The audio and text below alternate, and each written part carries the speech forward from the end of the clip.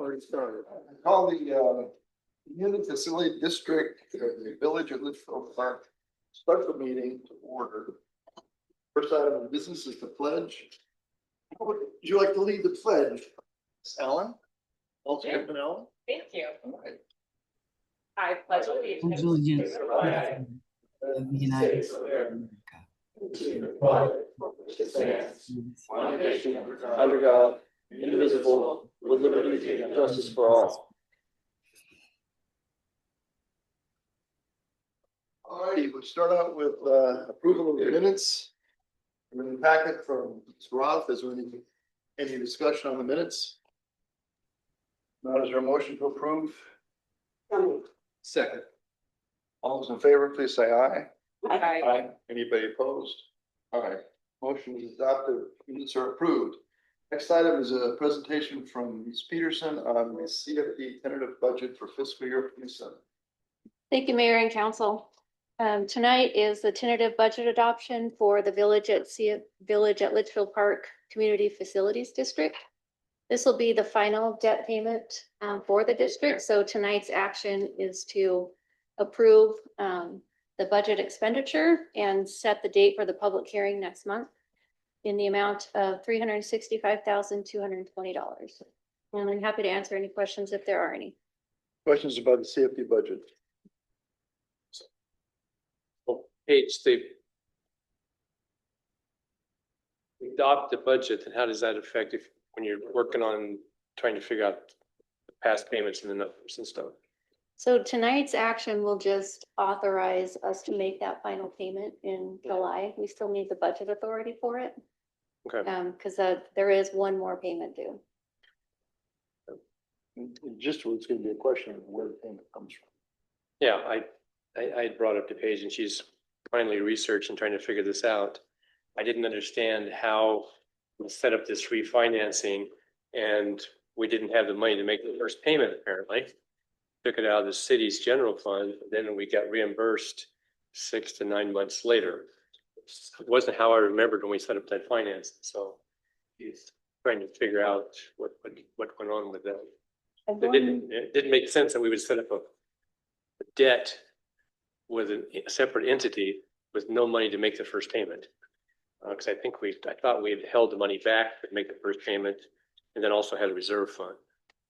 So I'm going back to 2012 when refunding occurred and just reconciling from the beginning through now. So I wasn't able to complete it by tonight. Yeah. But by next month, I'll have it ready. Okay, so is there a motion to adopt the budget for the Litchfield Park Community Facilities District for fiscal year 27 as presented? So moved. I'll second that. Okay, any discussion? All those in favor, please say aye. Aye. Any opposed? All right, this meeting is adjourned since we do not need an executive session. Call over the work study session for the city council. First item of business is city tourism events. Mr. Williams. Thank you, Mr. Mayor. Mayor, do you have my presentation? Yeah. Mayor and Council, tonight's presentation, I'm going to talk about city tourism events and also some general points on the MOU. While Maria is doing that, we're actually not going to vote on the MOU in tonight's business. We didn't get it back from Agri-Free in time. So rather, I'm going to present it as points that would be in a future DA amendment in June. The points are still the same, MOU or not. And I did speak about that with Agri-Free staff, and they were okay with that as well.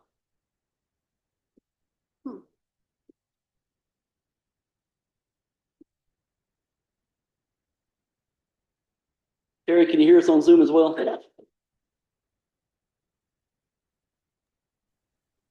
Yes, I can. Thank you.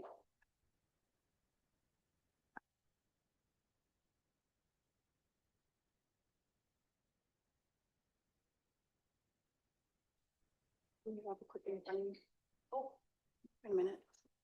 That's the wrong one. Sorry. No problem. There we go.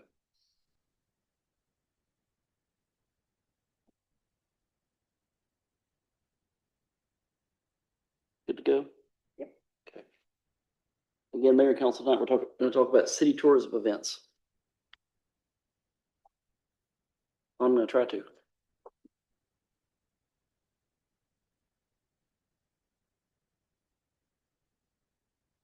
Bear with me.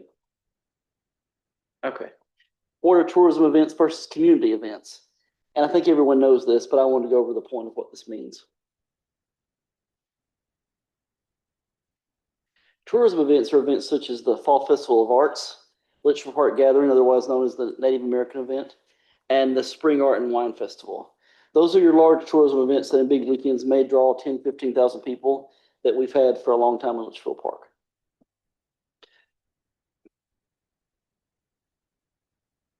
We do, however, have many more community events than we have tourism events. A key difference in community events and tourism events is community events are generally a day or two at the most, but almost always an afternoon event, a morning event. For example, the Christmas tree lighting, city Easter egg, these kind of things. Those are more community events. This is a change you've seen in the city more recently over the last 6 or 7 years, and that we've added a lot of community events over the years, because this is something that we've heard that residents wanted to see was more community events, because we didn't have that many. The Trout Derby has been here for a long time, but a lot of the events you see there, such as the farmers market, movies in the park, have been things that have been added over the last few years.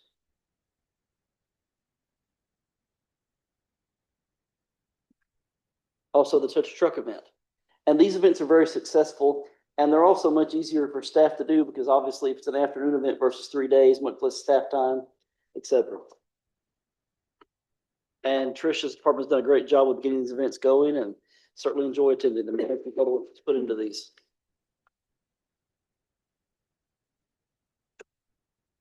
Tourism event funding. Apologies for the funding word there. And Proposition 302. So what Prop 302 monies are? These are monies that go toward events.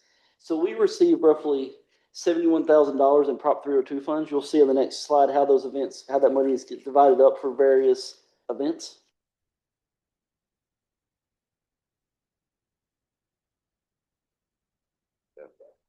You see 73,140. Of that $73,000, 12,000 goes to the Fall Festival of Arts. 18,000 goes to Litchfield Park Gathering, again, the Native American event. 20,000 goes to the Spring Art and Wine Festival. 15,000 goes to the Patriot All-American Tournament. And 6,500 and some change goes to miscellaneous community programs. And you see almost all of it goes to large events. And these are to pay for marketing these events, various things that we do for these events. And again, these are monies that are received in Prop 302.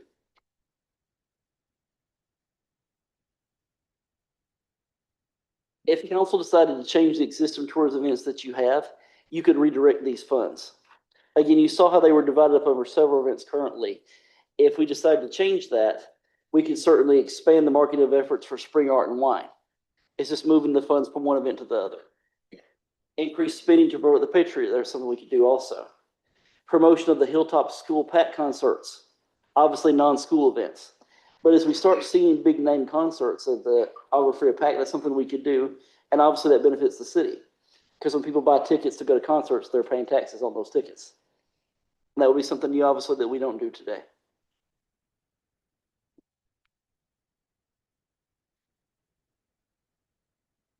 Programs event promotion, I think everyone knows this, but the city of Litchfield Park has previously worked with a contractor to promote and coordinate with outside vendors at a cost of $18,000 per event for the Fall Festival of Arts and the Spring Art and Wine Festival. They did not participate in the Litchfield Park Gathering. So again, only fall art and spring art. That contractor promoted the events as well as handling vendor coordination. I want to be clear that that vendor never owned these events. Rather, they were contracted with the city for promotion and vendor coordination.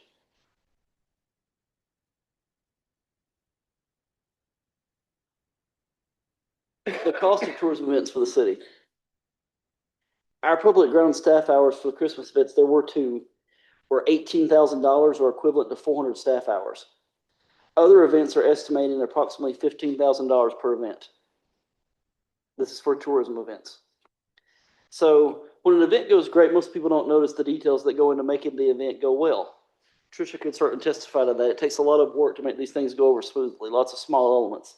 And this is where staff comes into play. There's a lot of work that goes into, a lot of cost that goes into pulling these events off. In addition to those regular working hours, Public grounds overtime wages in FY 25 were 15 grand, and in FY 26 expected to be approximately $14,000. That does not include rec staff. That's public ground staff overtime. So that would be in addition to the number you see above.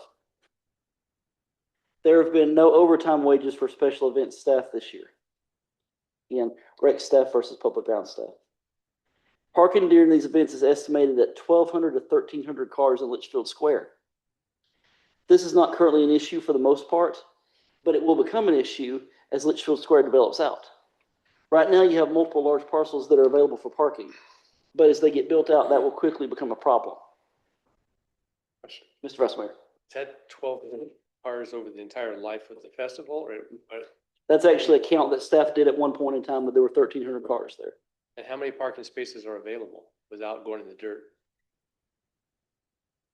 You mean as far as asphalt spaces there in Litchfield Square currently, sir? Well, yeah, available for this on Litchfield Road, Wigwam Road. Orange, 400. 400. Okay.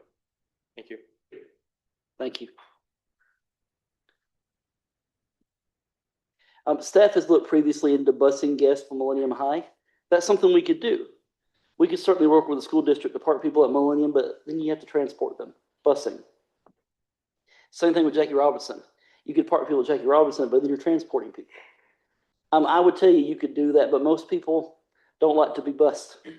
What you're going to end up is a lot of residential parking as Litchfield Square develops out. Anybody that's ever tried to drive over here after the parade, that's tried to come from City Hall back to what used to be the Vistago or Thomas, has seen that. One year it took me 45 minutes to get from City Hall back to the church because the streets were so crowded. People get upset about their driveways being parked or being blocked, so on and so forth.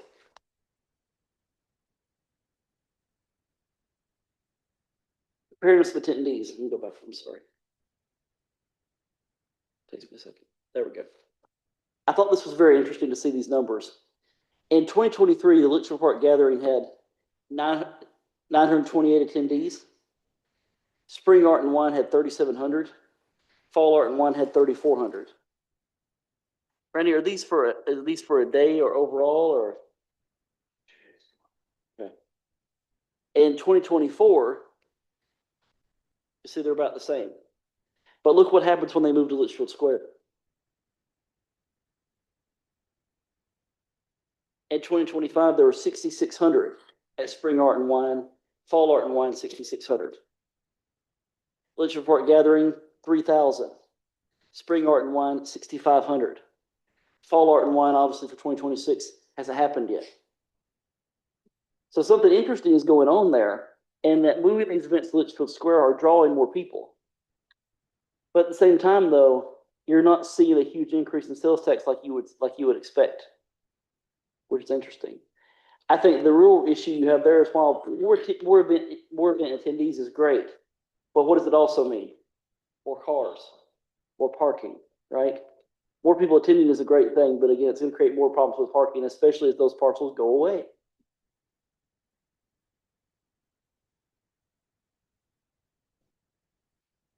Competition. The Wigwam hosts similar events. The Wigwam Holiday Festival of Arts, that's the third weekend of November, and these are straight up from the Wigwam website, has over 100 juried fine arts, craftsmen, and creators. It's very similar to our Fall Art and Wine Festival. Wigwam Festival of Fine Arts is the second weekend of February, again from the Wigwam website. Showcases over 100 juried artists. If you look at these, they're very similar to our Fall Art and Wine, our Spring Art and Wine events. In a lot of cases, there are even some of the same, or many of the same vendors that we have, because they're on different weekends. So, Matthew, have you talked to the Wigwam just to understand what's the financial benefit to the Wigwam for running these events? No, sir, I have not. Okay. We certainly can. When Councilmember Claire and Paige and I met with them a month ago, we did have some discussion about this. Their main profit there was, if I remember right, was obviously food and wine alcohol sales, but we didn't get exact number. We could certainly do that if council would like, sir. I'm just curious whether long term, whether these events are going to be something that they want to continue because they're important to the profit margin of the hotel, or is this something that they look at after 4 or 5 years and just decide it's just not worth all the hassle they have to go through to put it on. Sure. We can certainly find out, sir. Because one of the problems that's gonna happen for them as well as us is once these lots start filling in, the place where all these artists park, which is downtown. Right. They bring in their motor homes and their travel trailers and whatever, and those spots are gonna go away. Sure. And it's not just for us, but also for the Wigwam when they put this on, so.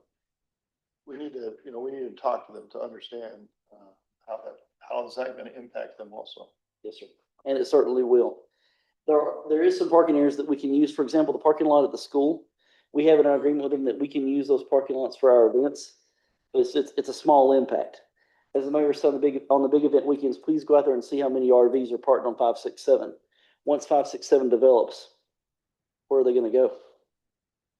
Certainly something to be considered.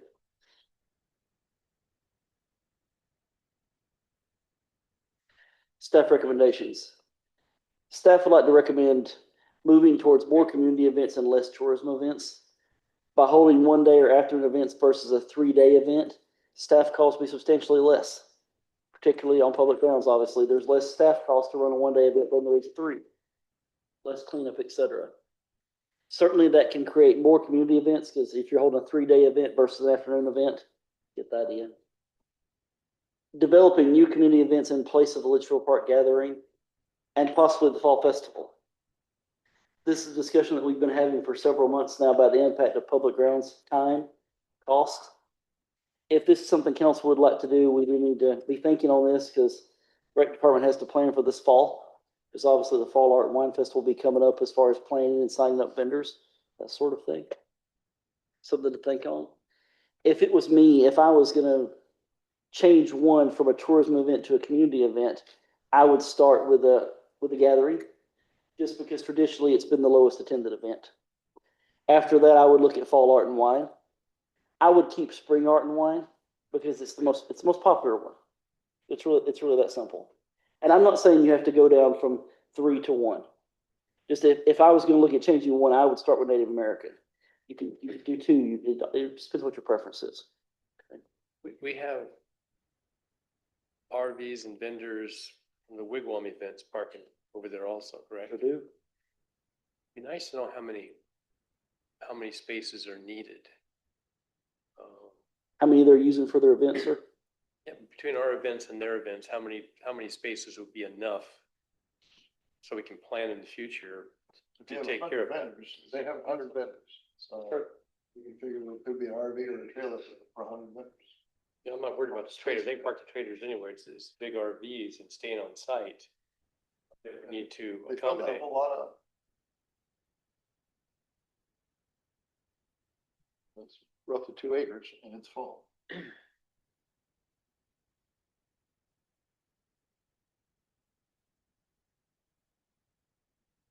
So Matthew, do you have, is it time for questions? It was shared presentation, so are you ready for questions? I am on this issue. Yes. Do you have an idea of what each of the 3 fests, I mean, $18,000-$20,000 a project is not a big number for what this gives back to the community and cachet and having the artists that are here. I do think that there's an overlap between the Wigwam festivals and ours. I think it would be smart to try to work together if there's a benefit to us working together instead of doing 6 events in the same space, do 3 that are bigger, that are better. But the cost to the city does not seem to be such an arduous number that it's worth cutting, as long as we're getting people into the city that's driving additional sales tax, that's seeing the city that's going to be driving the Litchfield Square. So if it's $20,000 an event, roughly, that's not a big number to scare off. That we'd really have to be in a penny pinching mode to cut that. It's certainly not just about staff cost. You certainly consider parking too. Big numbers parking. The parking isn't a problem today and it isn't gonna be a problem for 2 or 3 years, but it's gonna be a problem. And if these festivals are the difference between being able to deal with the parking without a parking garage or with 1 parking garage instead of 2, that cost of that parking garage, you're looking at millions and millions of dollars. Sure. It's a topic that's, no matter what we do today, if we don't change anything, this topic's gonna be coming back up within a year or 2. To Councilmember Claire's, When you start thinking about it. Can we park on Scout Park? On the grass on the park? You could, but I wouldn't go tear it up. I would not recommend that, sir. Wait, 1 second, Councilman Brown. Just to Councilman Claire's point about the event cost. These are generally 90-10 events. You're not making money on these events. I don't know that you ever will, but maybe that's not your goal, right? Maybe it's for people in the community. But I would agree with the mayor. I think the parking is a bigger deal than the staff time is. And I think that problem's only gonna get worse. Councilman Brown. Thank you, Matthew. I appreciate this presentation. I think it's very timely because it is something that we get to look at every month in the financials. So thank you for that. Yes, ma'am. I have two questions. The first one is, who determines how our Prop 302 funds are designated out to different tourism events? Tricia, do you mind? No, not at all. So really, it's the me primarily that. Excuse me. Should probably Can go forward. Tricia please go to the microphone? Yes.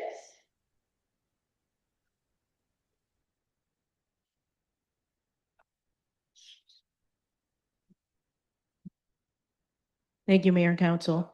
In terms of the events that we have, I take a look at what marketing we need to do that hits tourism outside of Maricopa County, which is a requirement for Prop 302. And I put those requests to AOT, Arizona Office of Tourism. They determine whether those are approvable expenses based on their guidelines.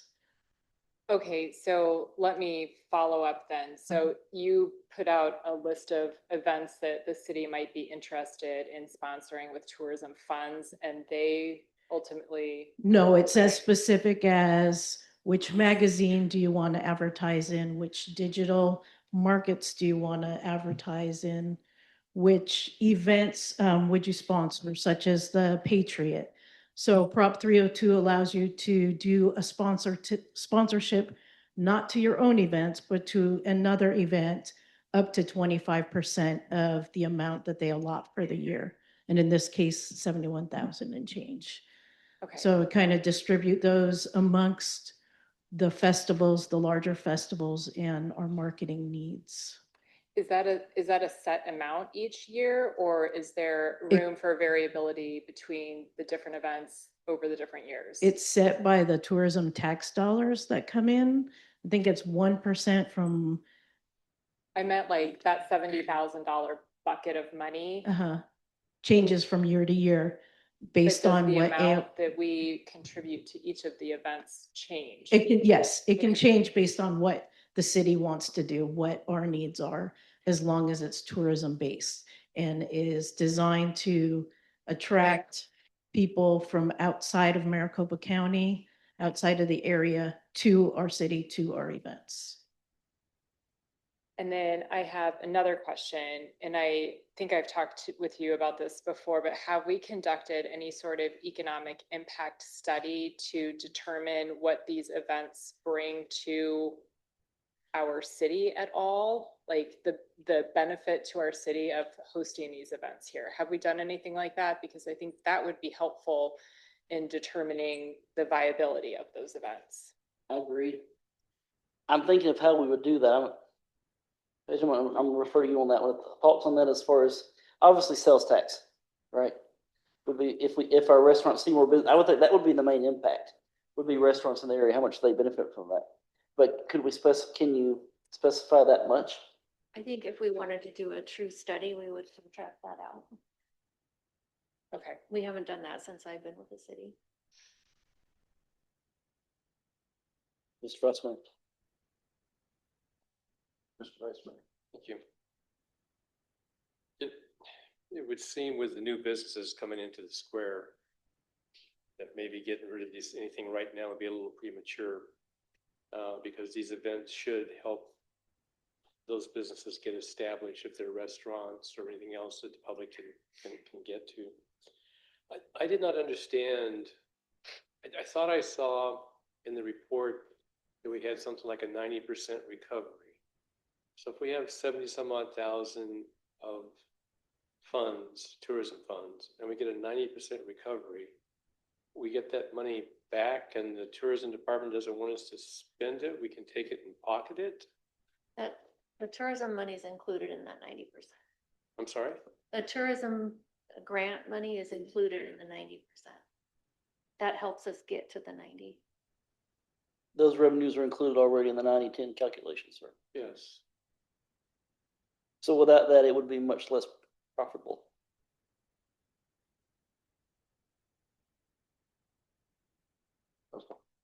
So you said we could potentially reallocate funds from one festival to another. Yes, sir. But Tricia, I think you said that the max is 25% of our total allotment per event. Is that correct? 25% is if we wanted to sponsor another event. So we can't put that money directly towards our own event. I think it has to go towards marketing. Okay. But we can do that in this instance, the Patriot, because we're not running that event ourselves, but it is in the city and it is bringing in tourism from outside. Okay, so if it is a city event, we can exceed that 25% margin. It can't go towards our general event. It has to go towards specific marketing. and tourism. Motion. Thank you. Other questions on tourism events? Yes, ma'am. More of just a comment, really. I like the idea that you brought up, the option of utilizing some of those funds for Hilltop. I think that that's really important and that we should consider that in the future. So great idea. Thank you. And actually, that's Tricia's idea. I won't take credit for it, but I think it's a great one, especially if you start having big concerts here and names that you know. I think that could have a big difference in the community as that theater gets up and going. Oh, sorry.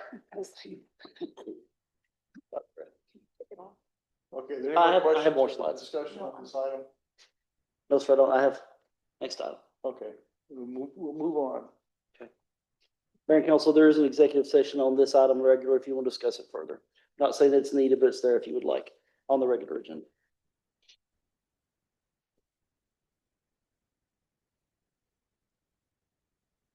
Mr. Mayor, am I good to move ahead with the MOU, sir? I'm sorry? Am I good to move ahead with the MOU Yes, presentation? please. Yeah. Thank you, sir.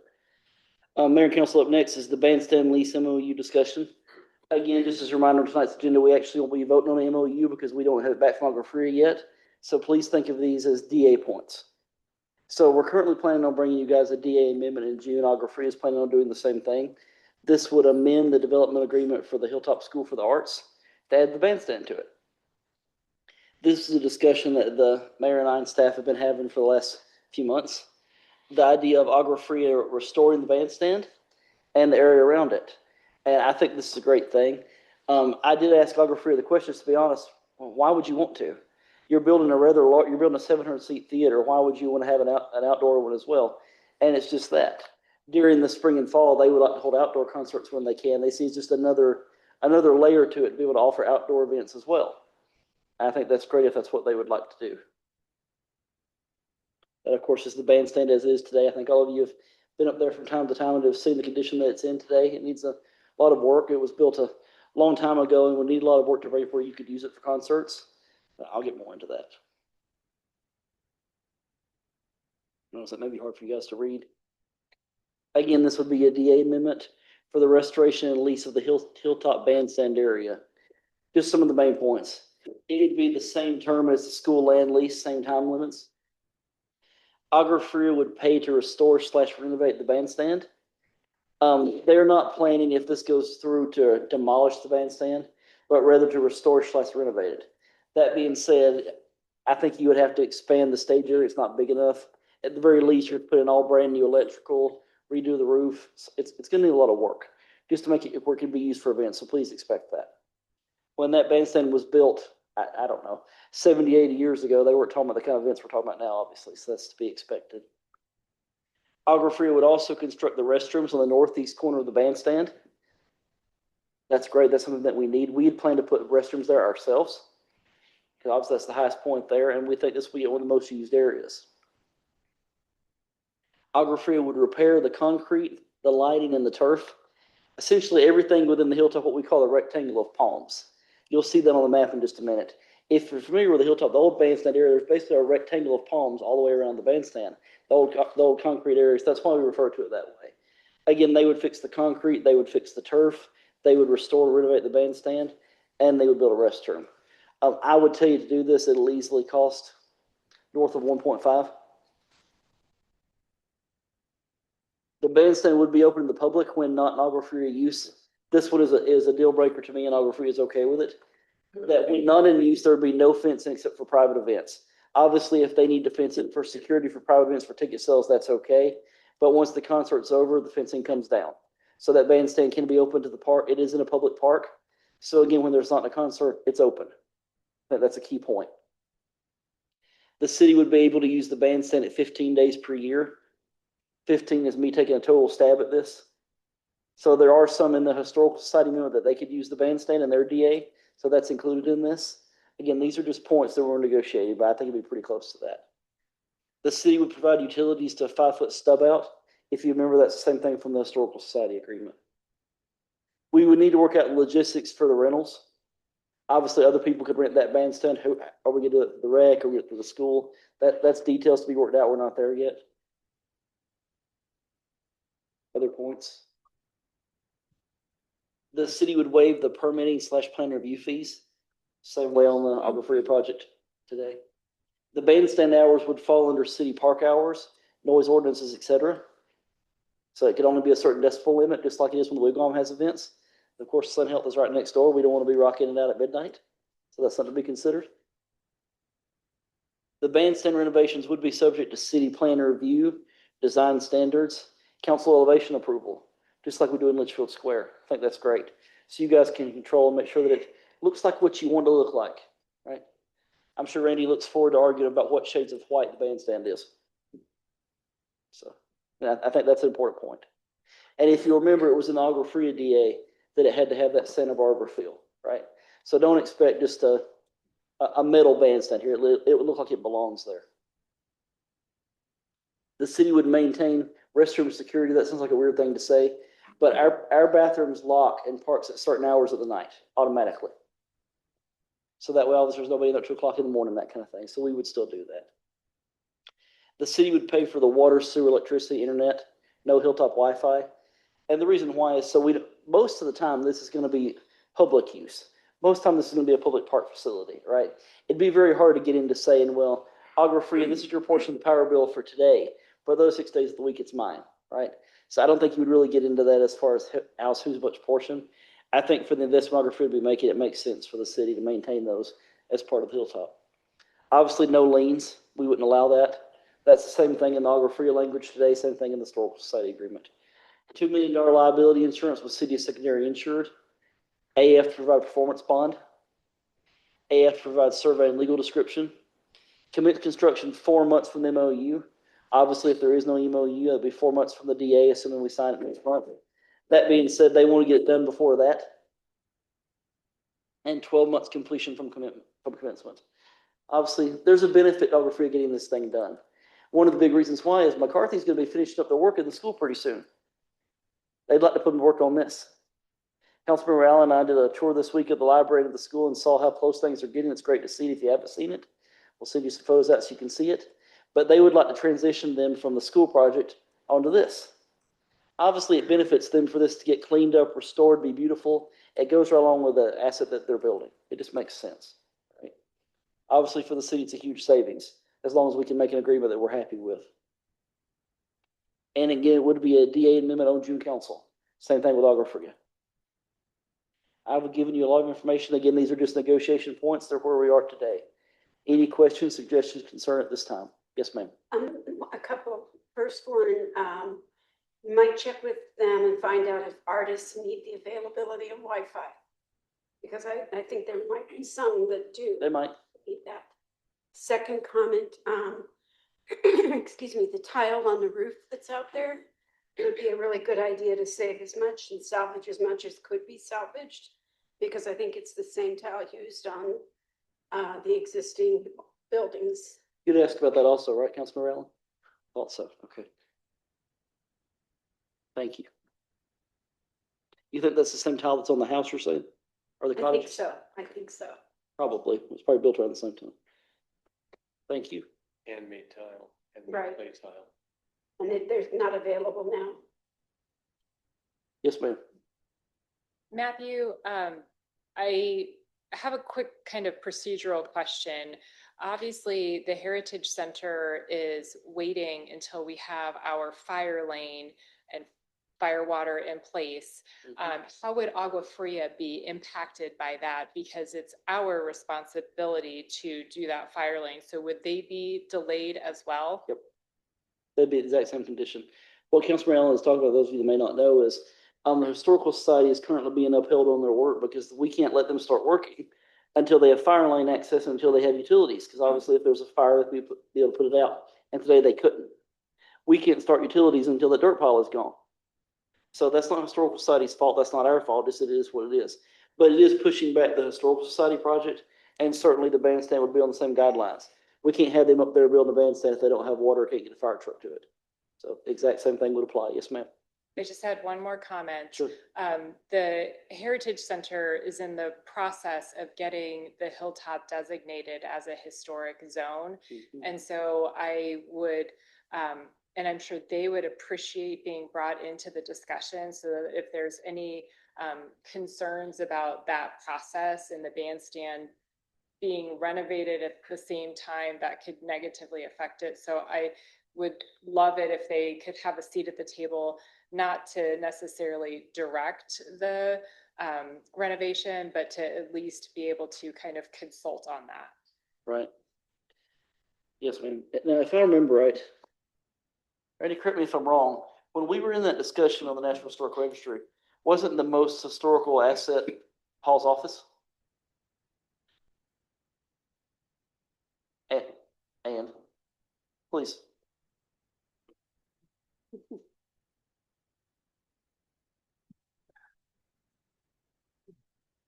Councilmember Allen, yes, the nomination criteria in which they're after is not person nor building architecture, but rather a district and the use of that land in advancement of Goodyear Farms mission and all of that.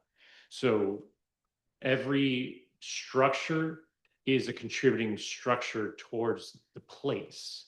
Hence why the park plans kept the pump house and are acknowledging the reservoir as well as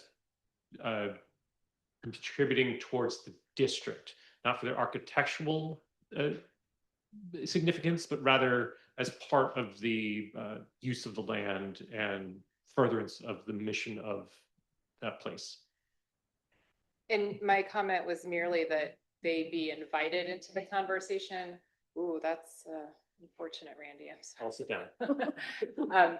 Just that they be invited into the conversation in case they have any special knowledge that we might not be privy to about the application process and the potential timing of changing the structures as they are in the application process. Do you see what I'm saying?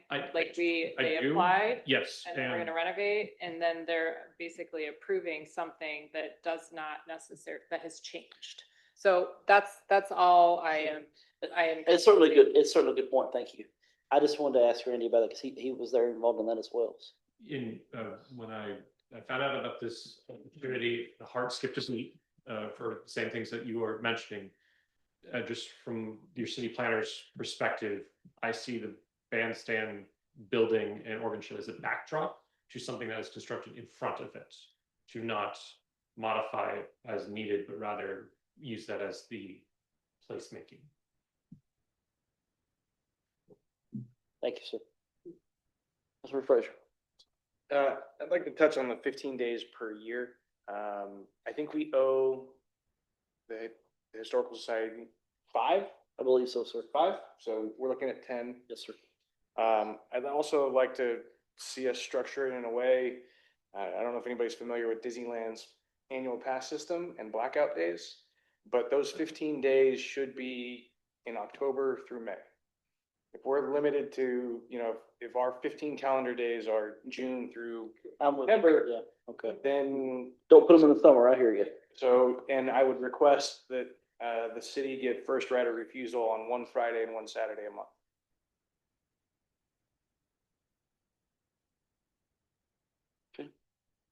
One second, sir. Thank you, sir. Anything else from Anthony? Else from James? Just, thank you, Mayor. Just, so we're gonna let them do all the construction except for the stub out that we're gonna do. And we're gonna have oversight on it and make sure that it looks the way that we want it to look. Yes, sir. We're gonna get bathrooms, which we were gonna pay for and build ourselves.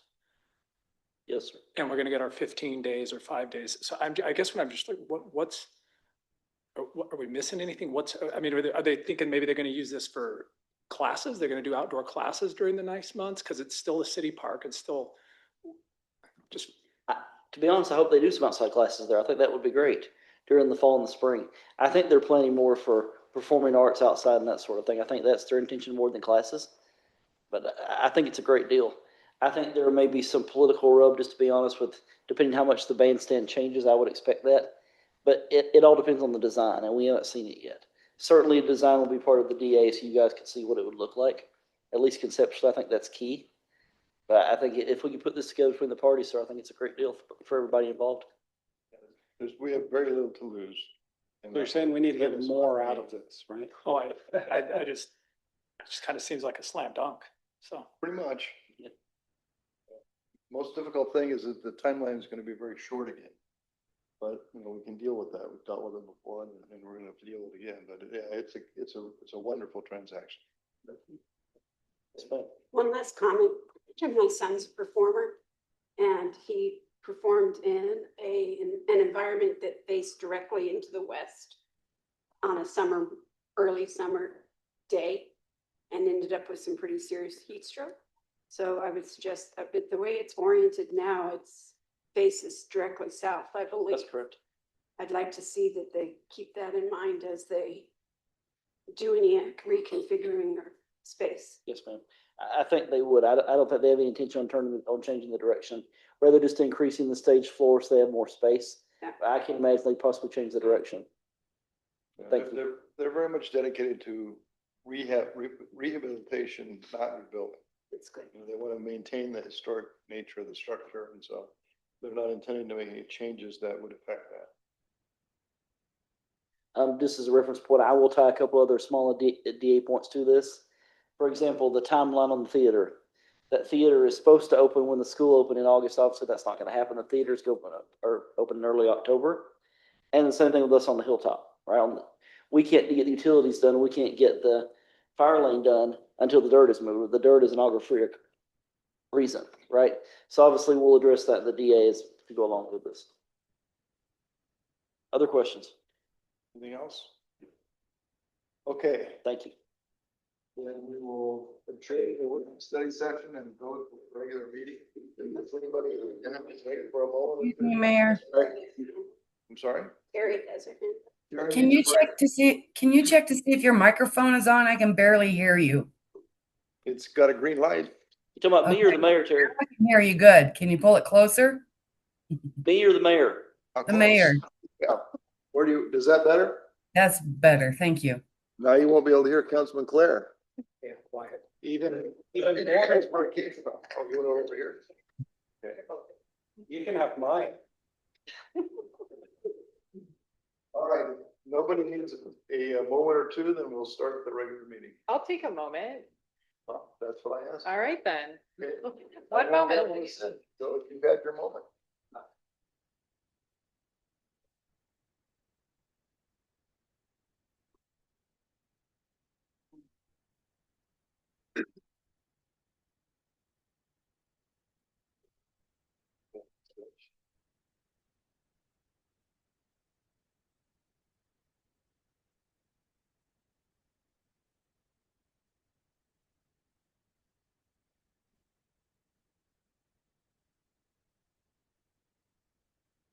You want water or anything?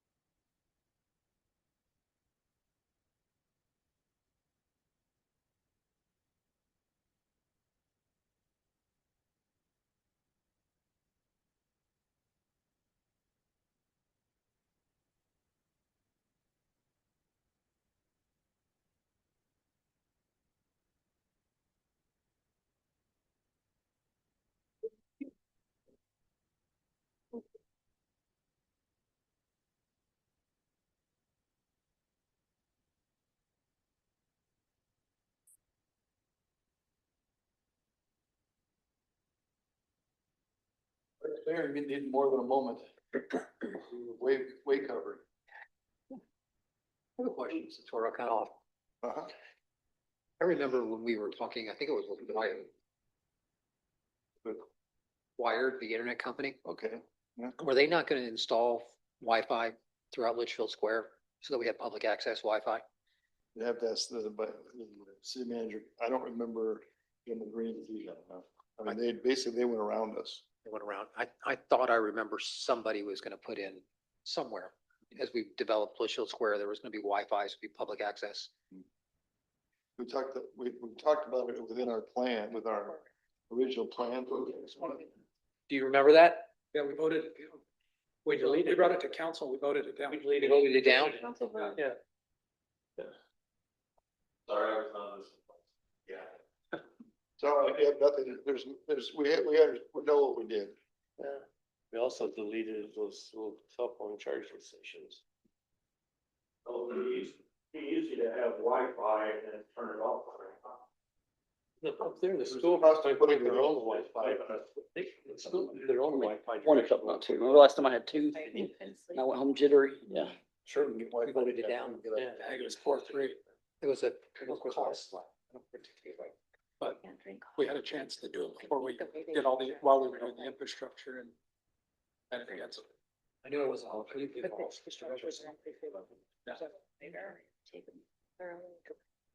Okay, well, we're all good, huh? Call this the regular meeting of the city council to order. First item of business, the city manager report on current events. City manager. Mayor and council reports in your packet. I welcome any questions if you have any at this time. Okay, next item we're gonna cover is the council members report on current events. Starting with Ms. Allen. Thank you, Mayor. This was a very busy month. I don't know all the parents out there, if you're familiar with the term Maycember, that's what it was. It was extremely busy. And when I went back and looked at what I had done this month, I was like, it's a very busy month. I'm not going to tell you everything, but a couple of things that I wanted to note was I attended the Westmark Breakfast Series, and it was talking about infrastructure that powers growth. And there was a focus on how the West Valley, of course, is poised for growth, the infrastructure that comes along with it, and also maintaining the current infrastructure and planning for the future infrastructure and the maintenance costs there. So that was a good opportunity to hear how the different cities are handling things like Buckeye and Avondale. I hosted my 4th listening session with our Hilltop partners. We have our 5th listening session coming up in June, and then we will give a presentation to council at the June meeting. So that was a really exciting outcome. I'm really thrilled that we had the opportunity and the collaboration to do that. One of our partners is sitting in the room. Thank you, Rich. I also attended the Westmark Economic Development Summit, and that was a great opportunity to also connect with some people and give them an update on Litchfield Square, and that we still have parcels available for development. And maybe now that the CFD has been dissolved, that could change some interest in there. So that was a great opportunity as well. And then, of course, Matthew, thank you very much for arranging the tour of the library and the bandstand and and the water tank, and then the high school and the Performing Arts Center. It was really exciting to see all of that, and I'm very, again, McCarthy and Hayden did a great job of showing us around and all the different details that are going to happen up there. So that was really exciting. Thank you. First, I want to thank the city and as well as the city of Avondale Police for their help with the Litchfield Park Elementary Bike Bus event. I was able to help plan that with the Litchfield PTSA. We had probably 150 kids riding 6 different routes, kind of group bike rides to school a couple weeks ago. It was a pretty fun event, kind of designed to teach kids bike safety, how to get to school, ride their bike in the community safe. We have a wonderful community. And it was a neat event, and I think we're going to plan to do it 2 or 3 times a year starting next year. So again, thank you to the city of Avondale Police Department who showed up. We had bike cops, we had cops in the traffic square directing traffic, slowing us down, slowing cars down so kids on bikes get through. I think it was a big success. Earlier this week, I was able to attend the meeting of the Arizona Power Authority as well as the meeting for the Irrigation and Electrical District Association, largely dealing with Colorado River issues. Colorado River situation is dire. I think we will get it figured out, but I think it's going to take the Bureau of Reclamation at the federal level to step in. States are not getting along. I think it's an interesting time to be in the state of Arizona. What's going to happen over this next 6 to 18 months will change the state of Arizona and the development patterns we see. Thank you. Councilman James. Not much to add, Mr. Mayor. I just, we talked about the Camelback Park and the changes that we made to the parking, and we said we'd bring it back as a topic of conversation. It floors me, the amount of people, because, you know, we have the restroom and then we have the swing set and then we have the loading zone and the golf cart parking, and then we have the parking down here. And it's not an issue when we're running false or spring sports or false people use the parking stalls, but randomly, the people that just come to use the park, that park on the speed bump and park right there instead. I mean, it floors me every time. I'm like, you couldn't have parked 30 feet down in the stall and walked on the path. But I mean, we really might want to take a look at restricting parking just on that spot from the loading zone to where the restroom is, because it creates you got, you know, the 3 speed bumps and somebody's parking with their front wheels on the speed bump. It just is absurd. But no, that's all I have, sir. Thank you, sir. Councilman Brandon Watson. First of all, I'm glad to be back here in person. I've been watching everybody through Zoom and wishing I could be here. So thank you for your patience. I did attend the Maverick event last Friday. It was a really nice evening. Weather was beyond perfect. Food was great. Company was wonderful. And thank you very much. That's all I have written. Councilman Clare. A couple things. One, we got to do the Chamber of Commerce annual meeting out at the racetrack. That was a big success. We had over 400 people there. It was an opportunity for the 6 partner cities to share in excellence in business.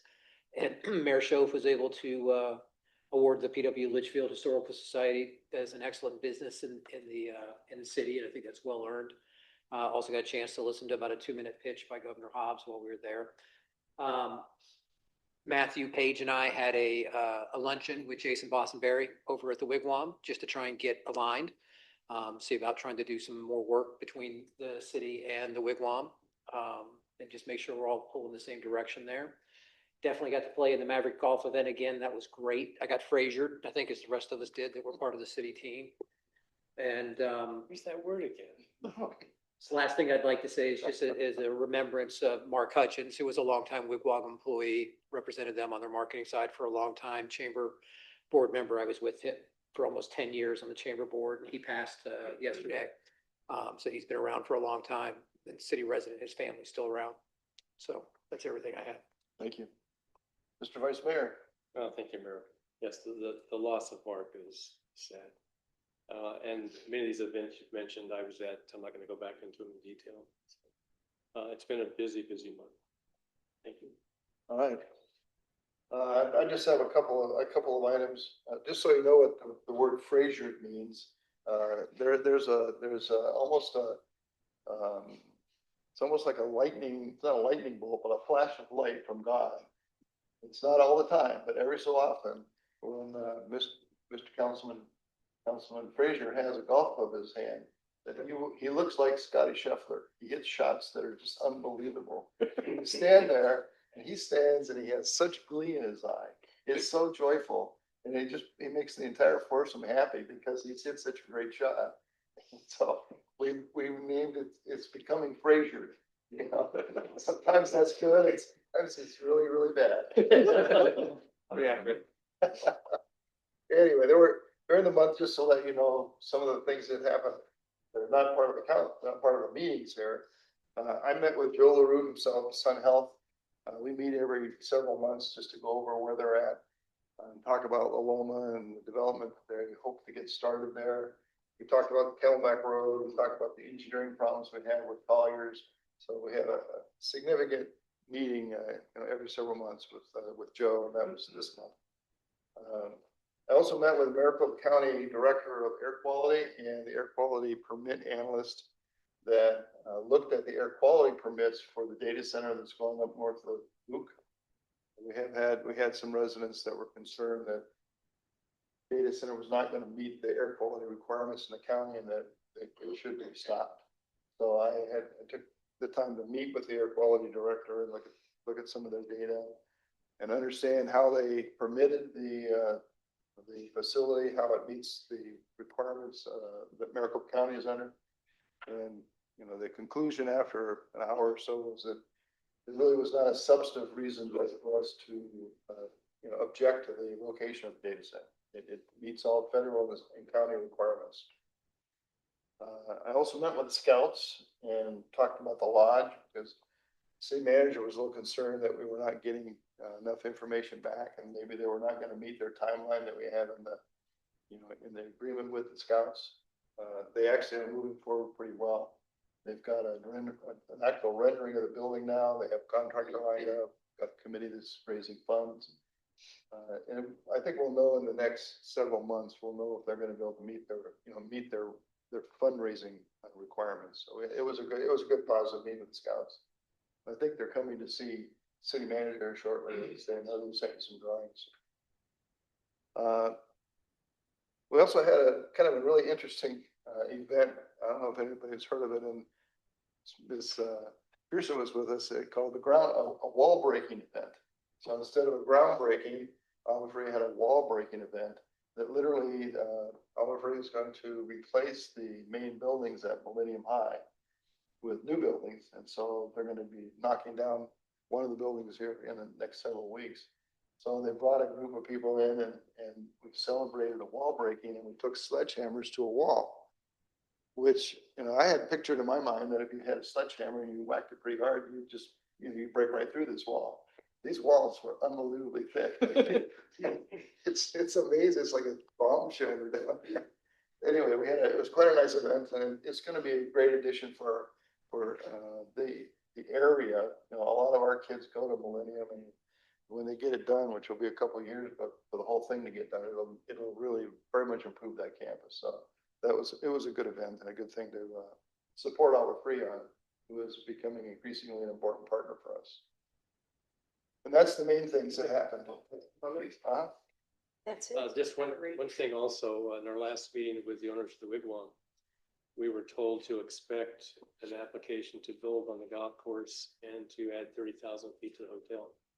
So we may have a ride in front of us at some point, trying to go through that process. Yeah, it's certainly on the horizon. Yeah. Okay, so that brings us to the public community. We don't have any requests to speak, so there won't be anyone speaking to us. Next item is presentations. Presentation for employee of the quarter is here. We have an award for Roy Oroma. Not here. Okay. Well, we have his award when he hopefully, he's the employee of the quarter, so hopefully he's got perfect attendance. Give him this award. He gets in tomorrow, and as a piece of his award, he gets a day off. So he'll be able to enjoy that, I'm sure. It's unfortunate he's not here, but we can recognize him because it's an important award for one of our employees to get, because it's awarded by the other non-management staff employees vote for all these awards for the quarter. So I don't know Mr. Aurora, but certainly he's a good employee and I appreciate his service to our community. Thank you, sir. We have also two proclamations which have been issued. They're listed in your presentation section. One is to the National Maritime Day proclamation, the importance of maritime activities to our nation and our state. The other is Building Safety Month proclamation. And well, Brian's not here. Building safety is obviously a very important piece of what we do. So those are the things that are available in your packet, and they will be posted at City Hall. Now we're going to get into the reports, and this is, I think everyone got a memo from the city manager that we're changing our report process to try to speed up these meetings so that we have more time for substantive discussion on items before us. So for all of the reports, Goodyear Fire Report and the Avenue Police Report, we do not have a policeman or a fireman here because we did not get any questions from council ahead of time. So we did not want to bring them down here just to sit and have no questions. For all of the staff reports, which includes finance, communications, and plume update, CIP, and special projects. If you have a question, staff is here and they can answer questions, but there will not be a presentation beyond what you have in your packets. So if you have questions for them, you're happy to recognize those questions now. Mr. Vice Mayor. In the past, we've had an officer here. We still have our security officer. He's outside. The outside. Okay. I'd like to see that remain. I agree, Yeah, sir. that's not going to change. Thank you. Any other questions? Councilman James. Mr. Mayor, just a couple of questions. I received a couple of phone calls today about, and I certainly didn't hear it, of an exodus of dump trucks last night or cement trucks between 10 p.m. and 3 a.m. Can you elaborate on that? Councilman James, I can speak to that. Thank you. Avondale PD actually brought this to my attention. There was a resident that emailed the mayor and I as well about cement trucks. And she was saying, I want to say it was Sunday or Monday night, that there was 100 trucks on Camelback very late in the night. And Avondale PD did get a call about that. They actually went out and looked at the situation, and they counted 40 cement trucks after midnight on Camelback.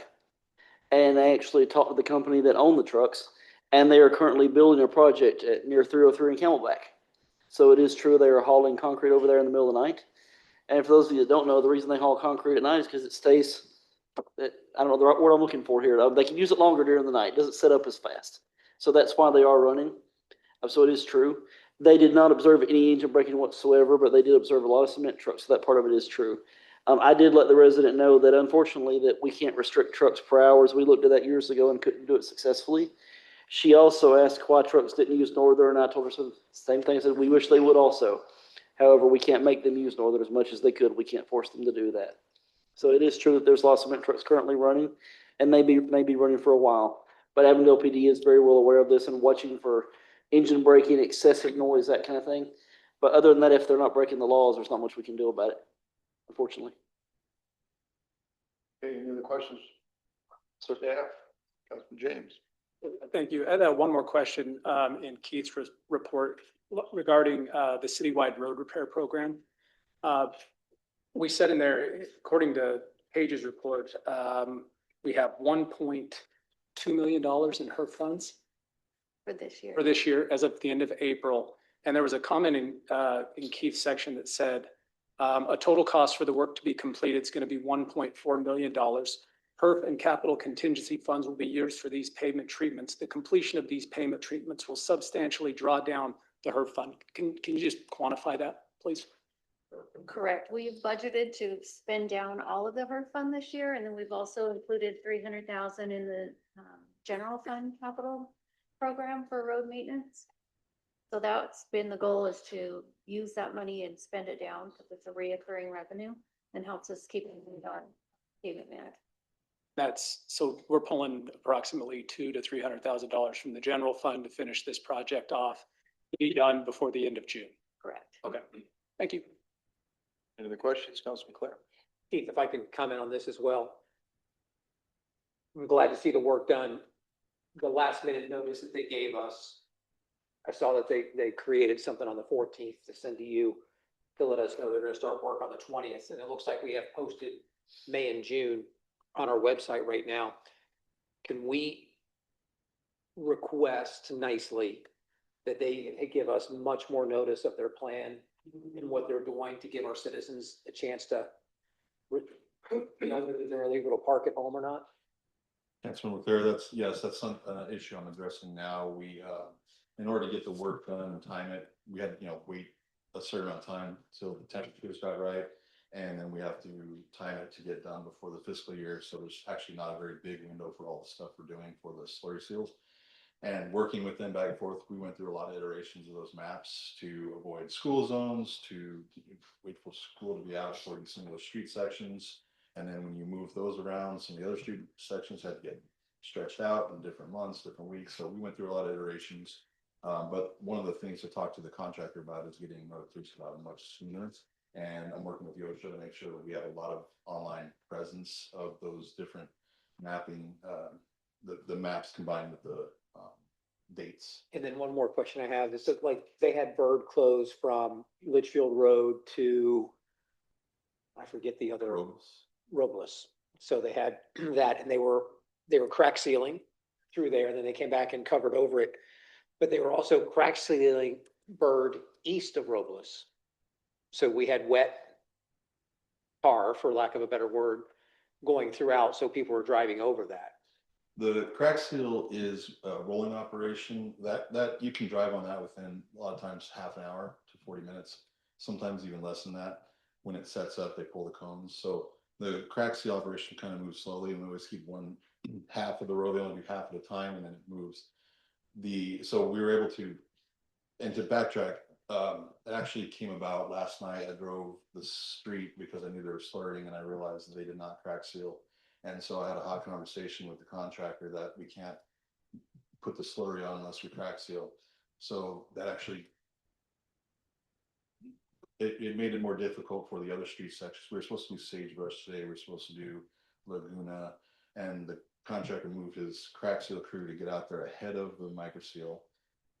You get that done before they microsealed. So it actually created a big problem. I wish they would have been done last week with Bird, but it's pretty optimal that they can crack seal and microseal on top of it. And the fortunate part is that when they crack seal, they can do half at a time, and they did have to close off the section that you mentioned all the way through for the microseal. And then when they finished Bird on that east half of Robles, they did half street at a time and then opened it up to traffic. They just, to go back to them, they did not do half road at a time. They had going all the way across the whole street, cars driving over it right as it's going down. So east of Robles, as they were crack sealing the whole way, cars are driving over it and the guys were covering the entirety of the street. Okay, I will have another hot conversation. Thank you, so. I apologize about that. No, it's not you don't know if you don't know. Councilman Brenner. Yeah, I apologize. I didn't realize questions were to be submitted prior. So I have a couple of them here. Tricia, one of the things that seems to happen every single year when we do the grants is that people can't identify how many people they're really serving that are Litchfield Park, truly within the city limits of Litchfield.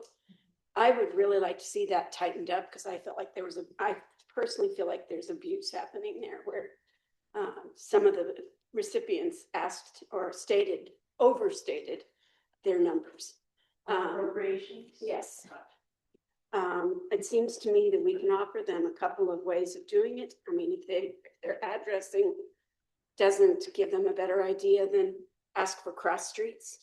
If your cross street is Bullard and Camelback, then we know you're probably not, or you get the idea. They could do that. We could maybe provide a map of the city limits and have them do push pins so they have an idea of how many people they're actually serving.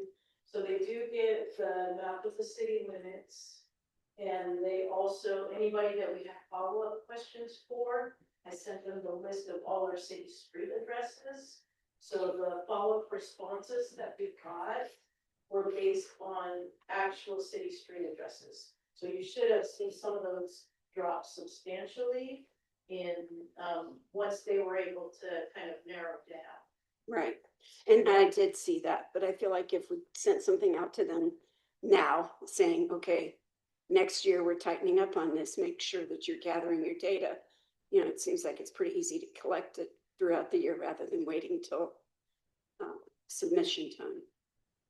We can do that, and perhaps there's a way that we can include some of that as a requirement as part of the accountability contracts that we send out once they receive their funding, and maybe use more with Joe data at language that way. Okay. Keith, real quick question for you. I'm sorry, you thought you were gonna escape. Do we ever go back and look at paving after it's been approved, buildings up, everybody's occupied? Do we ever go back and double check things? There's a place over at Loma Medical Center where there's a gap like that between the curb and the sidewalk. And it ironically is in the handicapped parking. So I'm like looking at it thinking somebody who's barely able to walk is probably gonna catch a foot and go head first.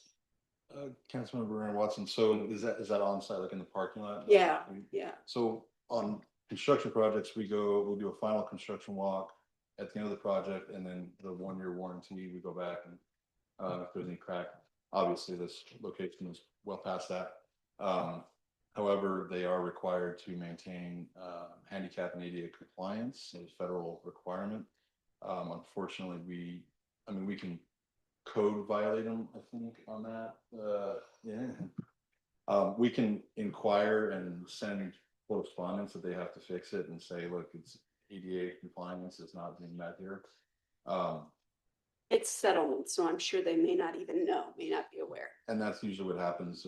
Anytime I've ever been part of a ADA lawsuit or testifying on it, the facility didn't know that they weren't in compliance, and if they had known, they would have fixed it. So a correspondence or having a code enforcement officer, if we can do that, or at least a visit and mention it to them and say, look, here's the location. I can even give them details and say, here's the thing that'll help you fix it. That's a standard detail. We can do that. Okay. The east side of the building. Thank you. Special projects, right, Randy? Right, I think.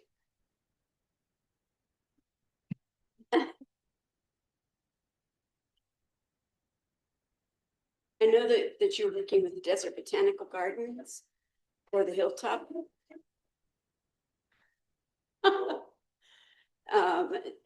Is there going to be a place in that or an opportunity in the botanical gardens going in up there for, say, community involvement? Because I know we have several community members who've done the U of A extension program for the Master Gardener. Councilmember Brandon Watson, that's very exciting news. I'm gonna see if I can get assistance here, if I can catch his eye line. We have received a proposal back from Desert Botanical Gardens this week. Just to quickly recap, I have put out a generic email to all the botanical gardens in the state saying, I think we're over our skis if we're going to do this ourselves. What advice do you have?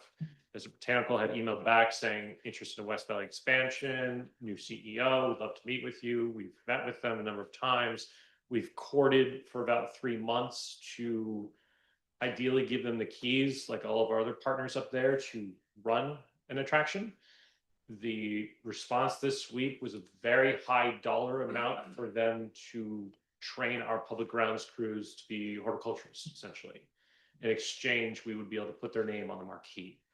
So there's a year 1 fee associated with that, and an ongoing subscription fee if we wanted to have their involvement. I will defer to the city manager to see if that's something we would like to even show you, but it was a bit of a spit take once we read how we've gone from they want us to now we pay them. So that's the Desert Botanical. That's correct. Have we reached out to U of A's extension? I have such issue with anything to do with that school from the south that I have not done so. But as a pity for the kitty, I can talk to them. Yes. Probably a good idea. Sure. And if you'd like the names of a couple of people here in town, I can get them too. Please. Yes. I like that school. Well, I kind of understand where you're at with that. Thank you. Anyhow, public grounds, the tunnel. Who do I have to ask a question about the tunnel? Existing or Okay, new? The new one, Okay. the I'll new take one. it. This one over here on Wigwam, as you go down on a bicycle, you get towards the bottom, you're going fast and it is slicker than ice. Mhm. I would suggest that maybe for liability, we might want to have some texture added to the pavement, be it cross hatches or something in that nature, so that it can slow people down, or so they have the opportunity to brake without losing. Certainly, we can do so. You just see a high school Yes. disaster there. And,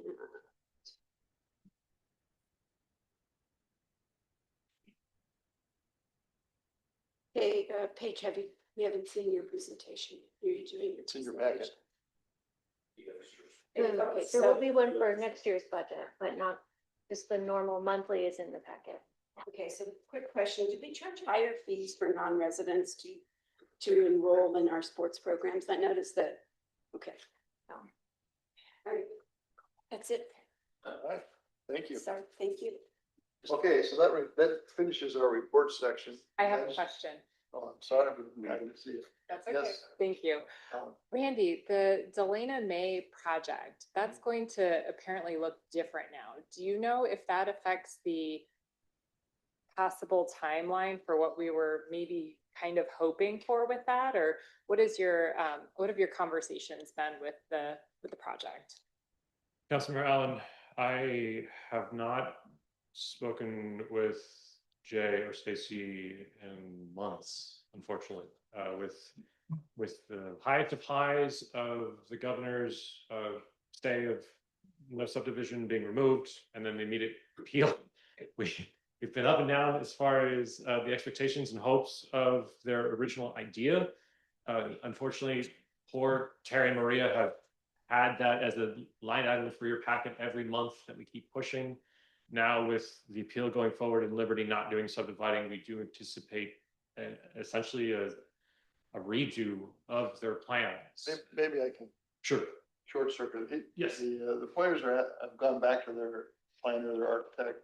They're redrawing their plans. They have basically a 40,000 square foot 2-story building on the pad.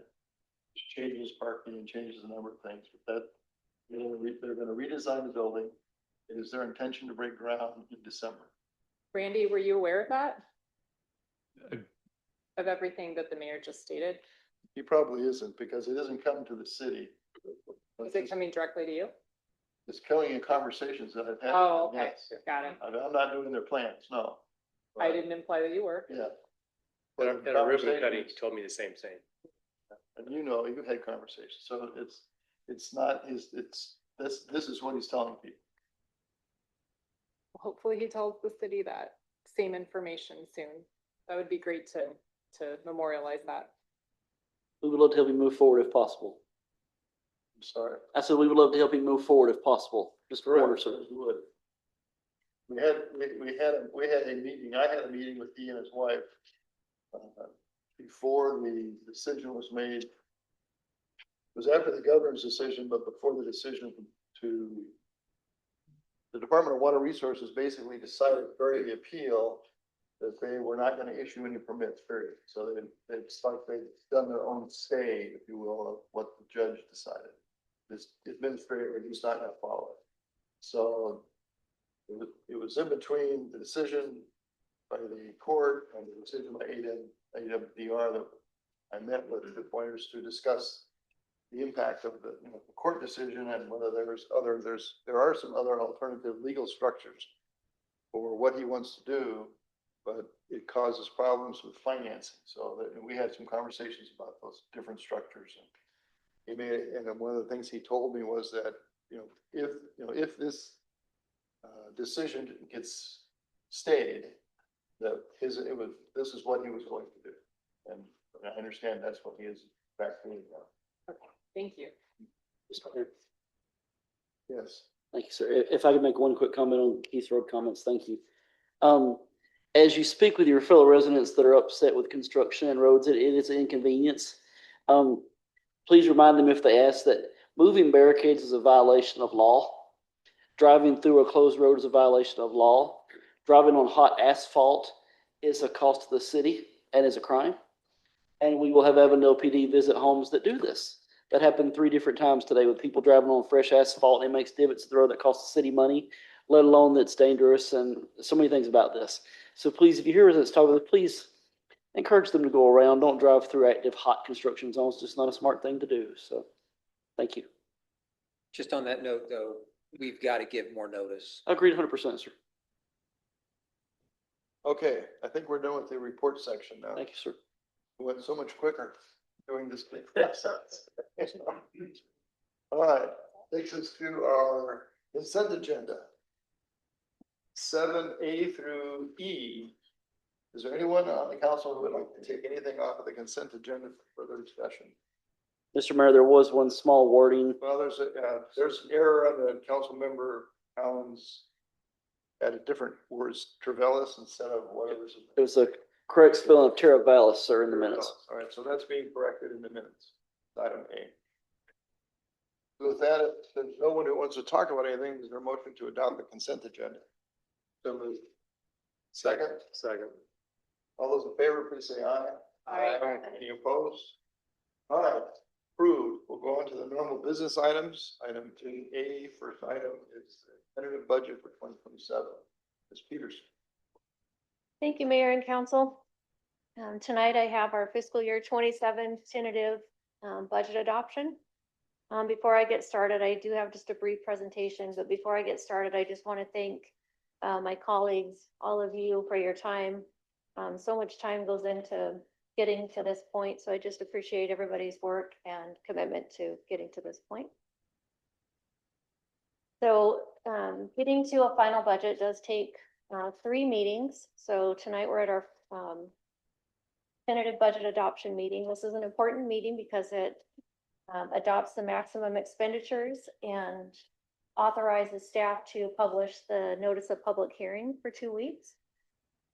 Next month will be our public hearing and our final budget adoption, along with all the personnel adoptions and our capital plan adoption. Before that meeting, we will have a work study session to discuss the capital plan.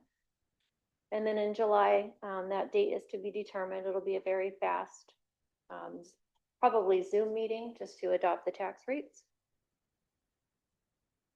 Last month, we went through the budget in detail at our work study session, so I'm just going to summarize tonight and just point out a few highlights. Our budget is balanced. Our ongoing expenditures are covered by our ongoing revenues. Our capital improvement budget includes about $27 million in projects and accounts for about 60% of our total budget. Of that, council has only committed to $6.4 million. And then there's about $14.5 million in projects that staff recommends, $300,000 for smaller projects under $50,000 at the city manager's level, and about $4 million in potential projects. Our state imposed expenditure limitation, this will really cap our ability to do all of this and will limit us to about $13.2 million. However, staff still recommends including the authority for all of these projects in the event we receive some additional one-time revenues that we're not anticipating to get. For example, we've applied for a grant to the Tohono O'odham Nation to help fund our underpass, the new underpass. And I think the library is another good example of some one-time revenues that we received that we didn't anticipate. And it also includes some capacity if council considered issuing bonds. So this model just allows council the flexibility throughout the year to make these decisions. So tonight's adoption will set that maximum ceiling, but we wait and see what really happens, what revenues we really get for these one-time projects. We maintain solid reserves. We easily meet the council's minimum fund balance requirement, which is 7.8 million for future financial stability, and then 1.8 million for, which is 1 year of future debt payments. I've had just a few quick updates since the work study session. As we get closer to the end of the year, the projections start to get tighter. So we did have revenue projections increase some and expenditures increase some, but it's still a net positive about $3,600. In our fiscal year 27 budget, our operating revenue budget increased by 75,000 and our expenditures actually decreased 134. So that will bring our operating revenues over expenses that increased at about 210,000, bringing that total to about 685. We do have some contingent budget items included. A debt service payment in the event council elected to choose bonds or issue bonds for some of those one-time capital projects. And then 8 positions that staff has requested that we feel that are needed. We just need to wait for new businesses to come online and our revenues to increase before Matthew and I feel comfortable recommending council authorize these. We did have one small change to this that just happened within the last couple of weeks. We lost one of our grounds facilities maintenance techs. And now that we have our facilities manager and our new grounds manager, we feel that that vacant position will be better used as a facilities technician. So we will be advertising for that position, which now just makes an additional grounds technician in that contingent bucket. So I just want to be clear on that. When the posting goes out, we've just traded 1 for 1. A quick general fund summary. We're starting the year with 24.5 million. Our revenues over expenses will be about 685 plus our one-time revenues. Then if we subtract those one-time capital investments, that would leave us with just over 10 million at the end of next year. A quick summary on the personnel budget. Between cost of living adjustment, the merit adjustment, and benefits overall, it's an increase of about 7% or 435,000. Our authorized full-time positions are flat. Those 8 contingent positions I just went over, we have not added that here. That is something that will come back to council for approval before this would be added to the roster. This is actually our official budget document. This is the document that will be in the newspaper. So our grand total with everything is 45,354,836. And just a quick budget summary comparing last year to this year. Our overall budget went from 50 million to 45, so a decrease of about 10%. That's mostly our capital budget reducing by 5 million. Obviously, we're finishing some big projects this year with the library and the roundabout, and that's the main driver for that change. I went through, there are some other changes in here that we've already discussed. I won't go through those unless there's any questions. I do want to just point out on the special revenue funds for the court. We do have 2 funds, the Judicial Court Enhancement Fund and Fill the Gap. Those are under state control. We do have the funds, but it's under state control and can only be used for specific purposes. We include that in the budget. So if the Avondale Court Administrator came to us and needed something, we would ask the state first if we could use these funds for any one-time expense. Then the Court Enhancement Fund, which is under the city's control. There's an item later in the agenda to remove that $50,000 minimum fund balance. We just don't feel that that's necessary. We always want to find alternative revenue sources outside of the general fund, and this is a perfect one for us to use to help pay for court operations. So I've moved $75,000 out of the general fund into the Court Enhancement Fund to help pay for operations next year. And we do include some contingency authority, 800,000 on the operations side and 2 million for capital. Any use of contingency funds does require the approval of council. And that concludes my presentation, and I'm happy to answer any questions if there are any. Questions from council? Councilman Allen. Thank you, Mayor. We have talked about this in previous meetings, and I just wanted to kind of make a statement and then follow that up with a couple of questions. So when I ran for council, one of my core values was fiscal responsibility. And now that I'm into my second year in this budget preparation process, my understanding level has increased substantially. So, and I think that in my different council meetings, I've questioned our CIP projects pretty carefully because that's important to me. Like, I'm a CPA, this is important stuff for me, and it's part of my wheelhouse. So I want to apply that framework to our different budgets. And I also want to be clear that I am excited about the Hilltop. I think I've communicated that to everyone, and the opportunities that it brings to the city. It's a meaningful investment in our future, and I support that vision, and it's been important to me in my work on council.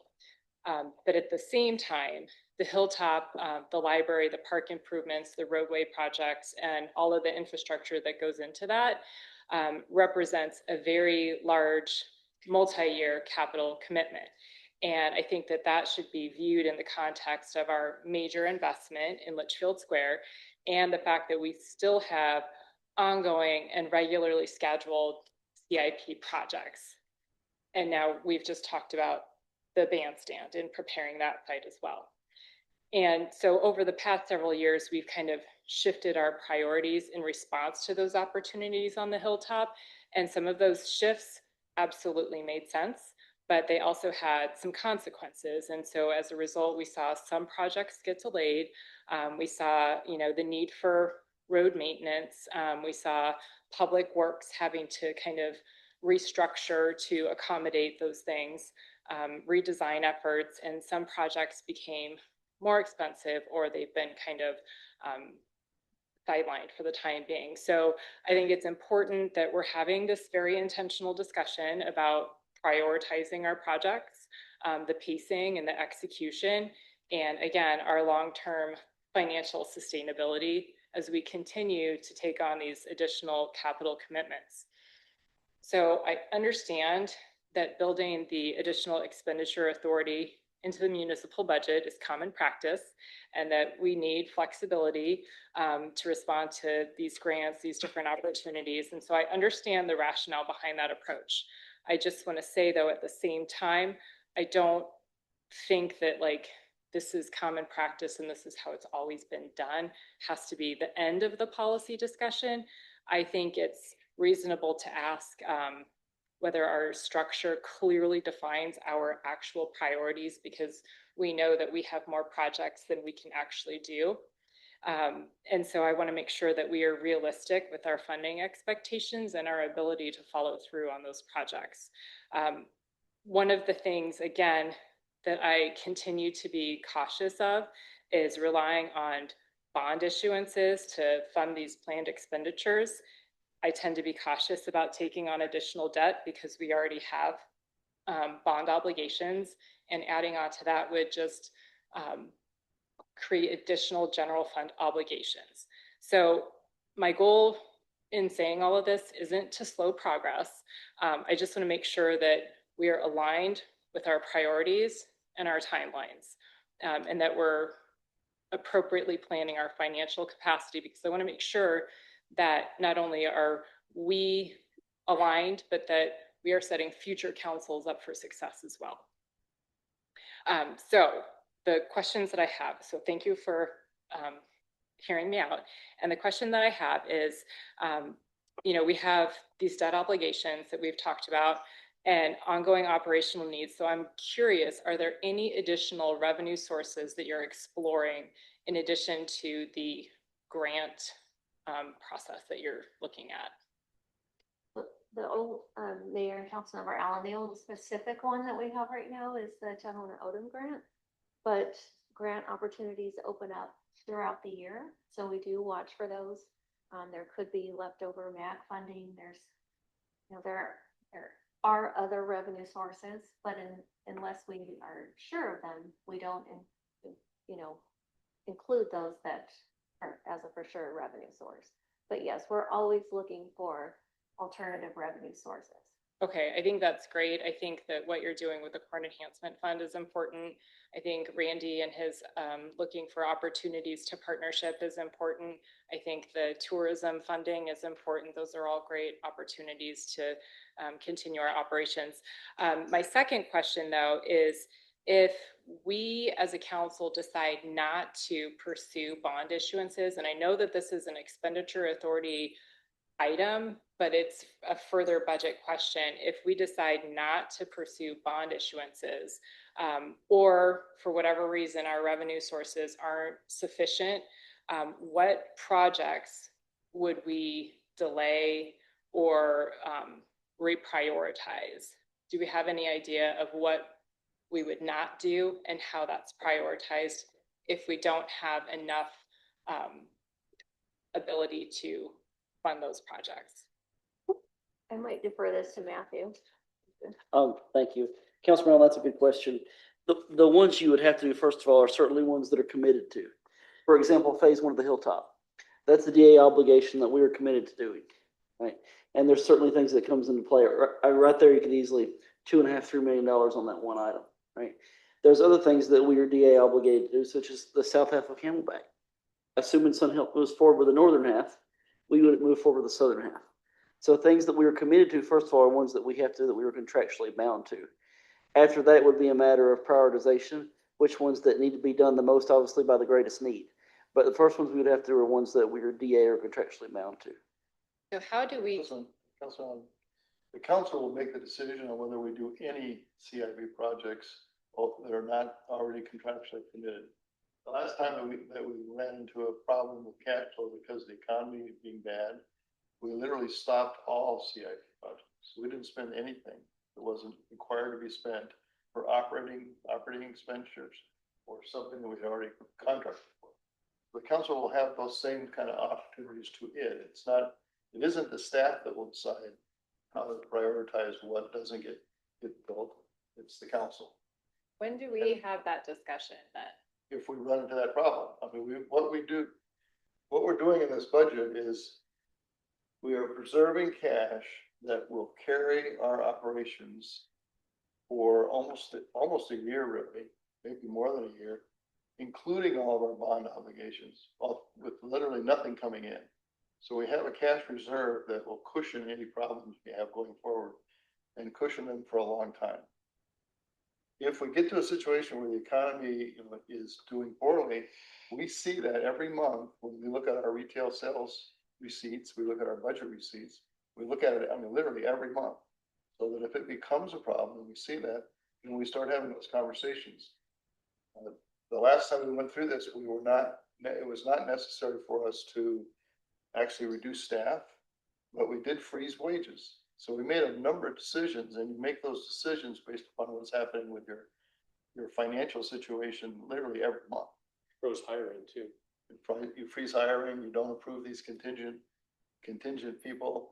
If somebody leaves, you don't replace them. I mean, there's a number of strategies that we would adopt if we were in a situation where our sales tax revenues were going down, both really the most immediate impact are sales tax revenues that we have that are local revenues. The state shared revenues have a lag time. Of course, and the amount of income taxes, it's 2 years. For sales tax is 1 year.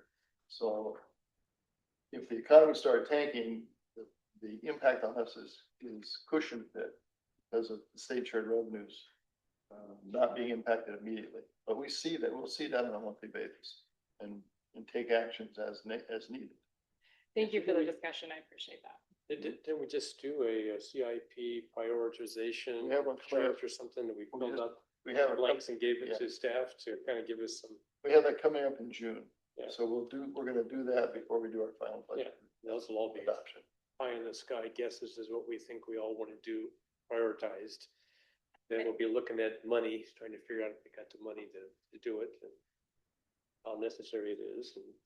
And those can all get moved around as time goes by and the real decision comes when we let a contract. When we become contractually obligated to build something, we can't just stop that. So we have to make sure that we have the cash in hand to deal and fulfill our obligations under the contract. But again, if there's a problem, it's a problem that will be apparent to the council because we're looking at the financial statements every month. And we will make adjustments as it's required based on what the problem is. We got through the 08 recession without a property tax and without going into debt. And we cut back grass, cut back water, we cut back hiring freezes. We have all kinds of little strategies. Yeah, we did tons and tons of stuff and got through it pretty darn good. Came out of the other side with no debt.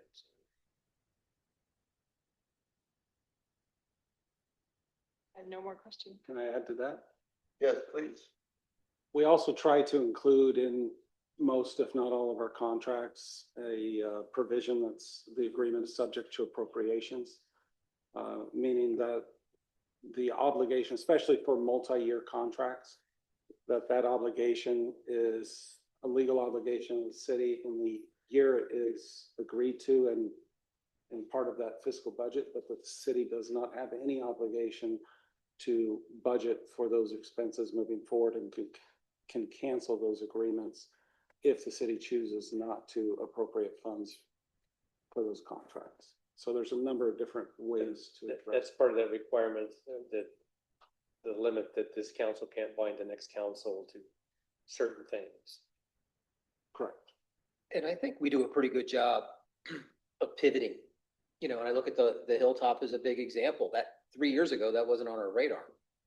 And we moved money into that project up there and delayed other projects and did different things because we realized the importance of getting that done. So I think we paid pretty good attention, and it's not all staff, it's us to make sure that if we need to make an adjustment and what our plan is, that we make it happen on a monthly basis. It's just pivoting and seeing what's going on. I think this is a really great discussion because I don't know that we've had this discussion with this council before. So it's really, I think it's timely and important and good for people to hear. The most recent example is the building of School Square. You know, originally that was a $20 million, maybe even less than $20 million project. And we had set up the funding for it, and we had funding assumptions based on the economies that was consistent economy that was existed prior to the time that we started it, and then COVID hit, which then made us question what our funds were going to be coming in. And the council as a group literally went through and with guidance from the staff, we directed the staff to basically take it. We had to deal with a cost of $40 million, and we ended up bringing it down to $25 million.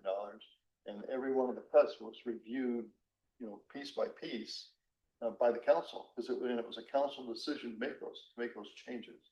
So the council as a group makes that decision. It's our authority and it's our responsibility to watch our financial condition every month, literally, and to watch, to be at least knowledgeable about what's going on around us in the nation, so that we are comfortable that what we're doing is consistent with the world we're living in. And look at the information that Paige gives us, look for trends, watching the sales tax, what's going on with it. And it seems kind of odd that the bars and restaurants are going up and some of the internet sales are going down. But odd things do happen. Well, and I know the online sales and retail get commingled. I know people aren't reporting exactly right. But retail in general, I look at them, those two as just retail. Apparently the bars are doing good. They're doing good. Is that maybe that's a predictor of something? Who knows? So, do you have any more questions in your plate? We don't. You good? Any other questions for council on the budget? I just wanted to make another comment, give another example, is when the potential for losing the grocery tax was looming over us. Mm-hmm.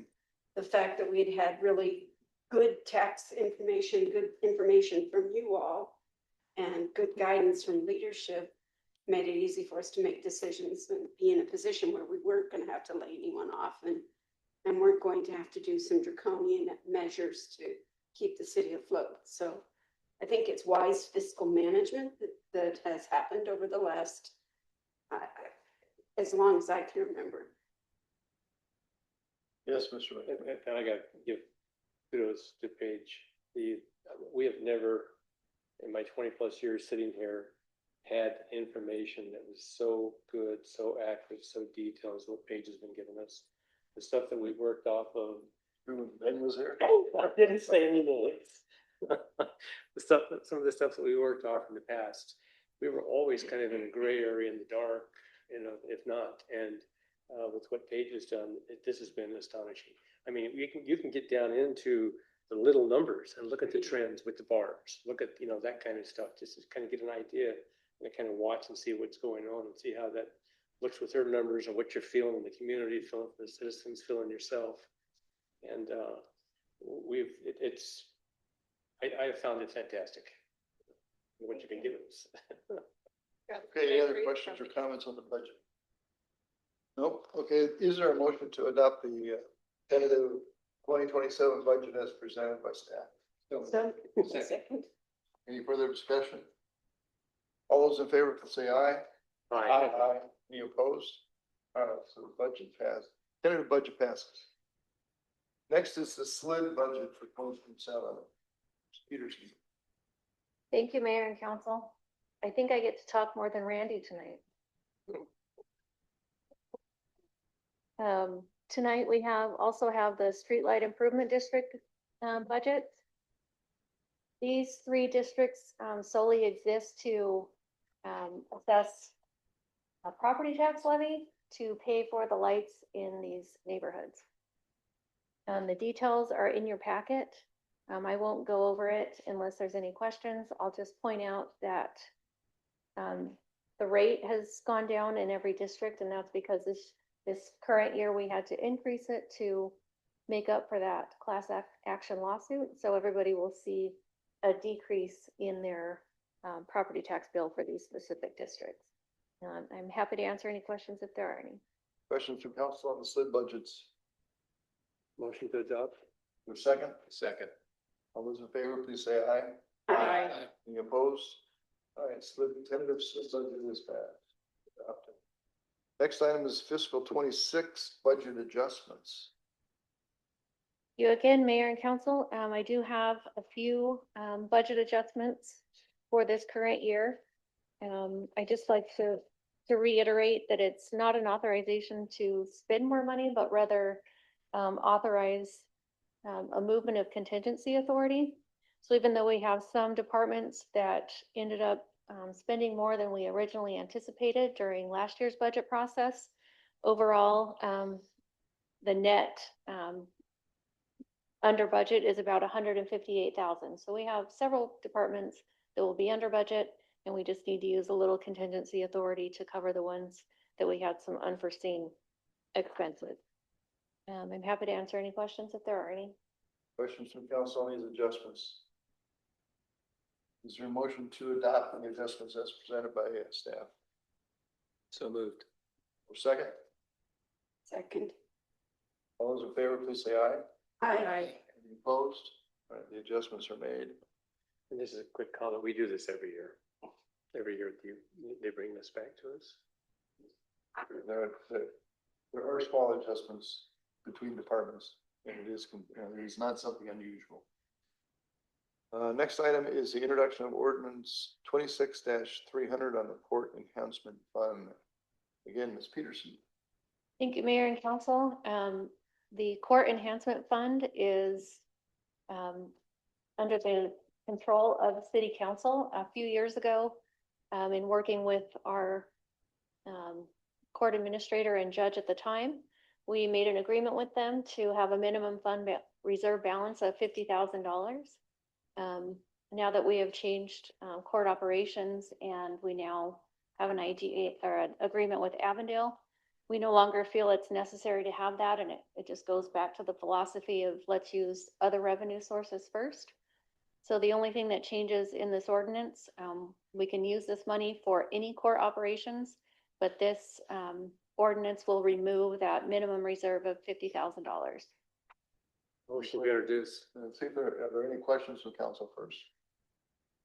All right. It's been moved to introduce. Is there a second? Second. All those in favor, please say aye. Aye. Any opposed? Okay, it's introduced.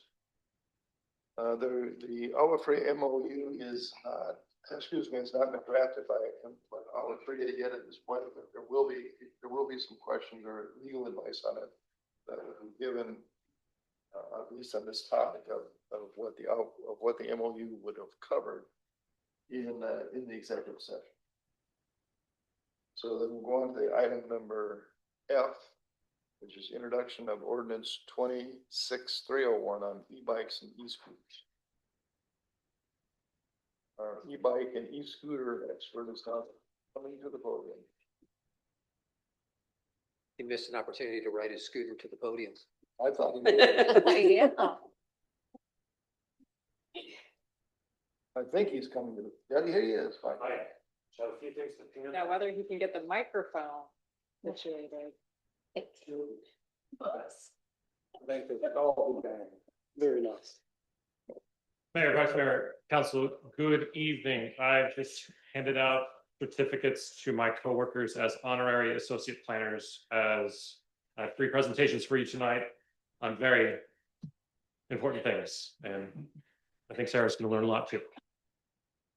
I will get started on our first item. We're going easiest to hardest. Quite frankly, as far as our discussions this evening, I will be as brief as possible, but as thorough as needed. Item 8F is an introduction of 26301. This is a move to introduce the city code amendment for e-bikes and e-scooters. What is wonderful about this time of year is we're one of the last cities to the table. We've seen success in some of the other cities as far as Avondale, Goodyear, Peoria, as far as their adoption. The biggest thing for us is I did not want any situation where someone from Western Skies or Millennium crosses city borders and has a very different set of rules. So my work was pretty simple in the fact that I wanted to make sure that what we were showing is very consistent with Goodyear. Obviously, the big difference for us is the use of pathway. Pathway for us, our 10-foot, colored sidewalks are for all modes of travel. So we had a work study session about this recently. We've adopted, and we're proposing to adopt, I should state law provisions for all types of e-bikes, e-scooters, and a few changes to our local definition of golf cart. This is something that we define locally. This is not a state definition. One of the topics that's come up as far as the minors. We already have this language in our code, responsibility of parents. There isn't any need for a proposed change to this, as it does cover what we needed to cover. Just as an aside, we talked about this a little bit last month. If it doesn't have pedals, it's not a bicycle. So you see the little ones with the wheelies and they just got pegs to stand on it. That is an unauthorized, unregistered, unlicensed motor vehicle. There is no allowance for those types of devices in state law or in any of our proposals.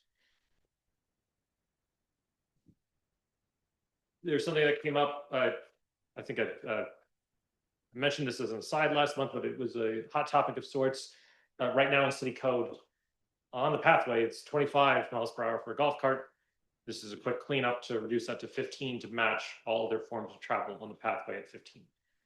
Age and helmet requirements are straight verbatim from the city of Goodyear. So class 1 or class 2 e-bikes, those are up to 20 miles an hour, 14 years of age. Class 3, 16 years of age.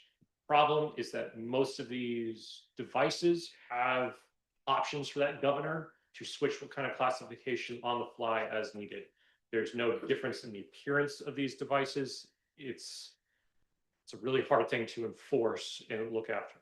For e-scooters, 12 years of age, and then this is something that's specific to us, any riders 16 years or younger to wear helmets. I will note that the city of Goodyear has adopted this, but is holding for 6 months before enforcement.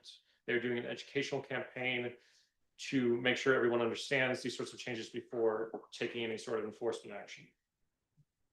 So our recommendation is to introduce 26301, and then if approved, we'll bring it back for adoption in the June meeting. Happy to answer any questions about this item. Questions from council? Mr. Mayor, Yes. are we having anyone report problems of golf cart speeding on pathways? Are we legislating something that is not necessary? Mayor, Councilman Claire, is this regarding the proposed change of speed? Not to my knowledge, I mentioned it as a side that there was a difference in allowed speed limits, and it seemed like the direction was to just keep it consistent at 15. And how would we plan on enforcing that? There's no speedometer on a golf cart. There's no radar. I mean, if the police are running a radar or a speed trap, I would hope it's on Old Litchfield Road versus the pink path. Certainly. So I don't have an answer for that question as far as the enforcement piece. I will say from an education standpoint, I've got black and white photos of the pathways and three-wheeled carts and the signs back then and the signs today always say 15. So as far as visually what we've always said is 15, it was just a weird discrepancy in the city code that it was 25. Yep, the same argument with bicycles. Even bicycles are more than 15. It's limited to 15. It's always been limited to 15. They go more than 15. Yeah, and just to follow up, there's language in here similar to there's a speed limit, but so long as you are reasonable and prudent with traffic. I'm not an attorney, so don't hold me to this. That's how enforcement works in our code.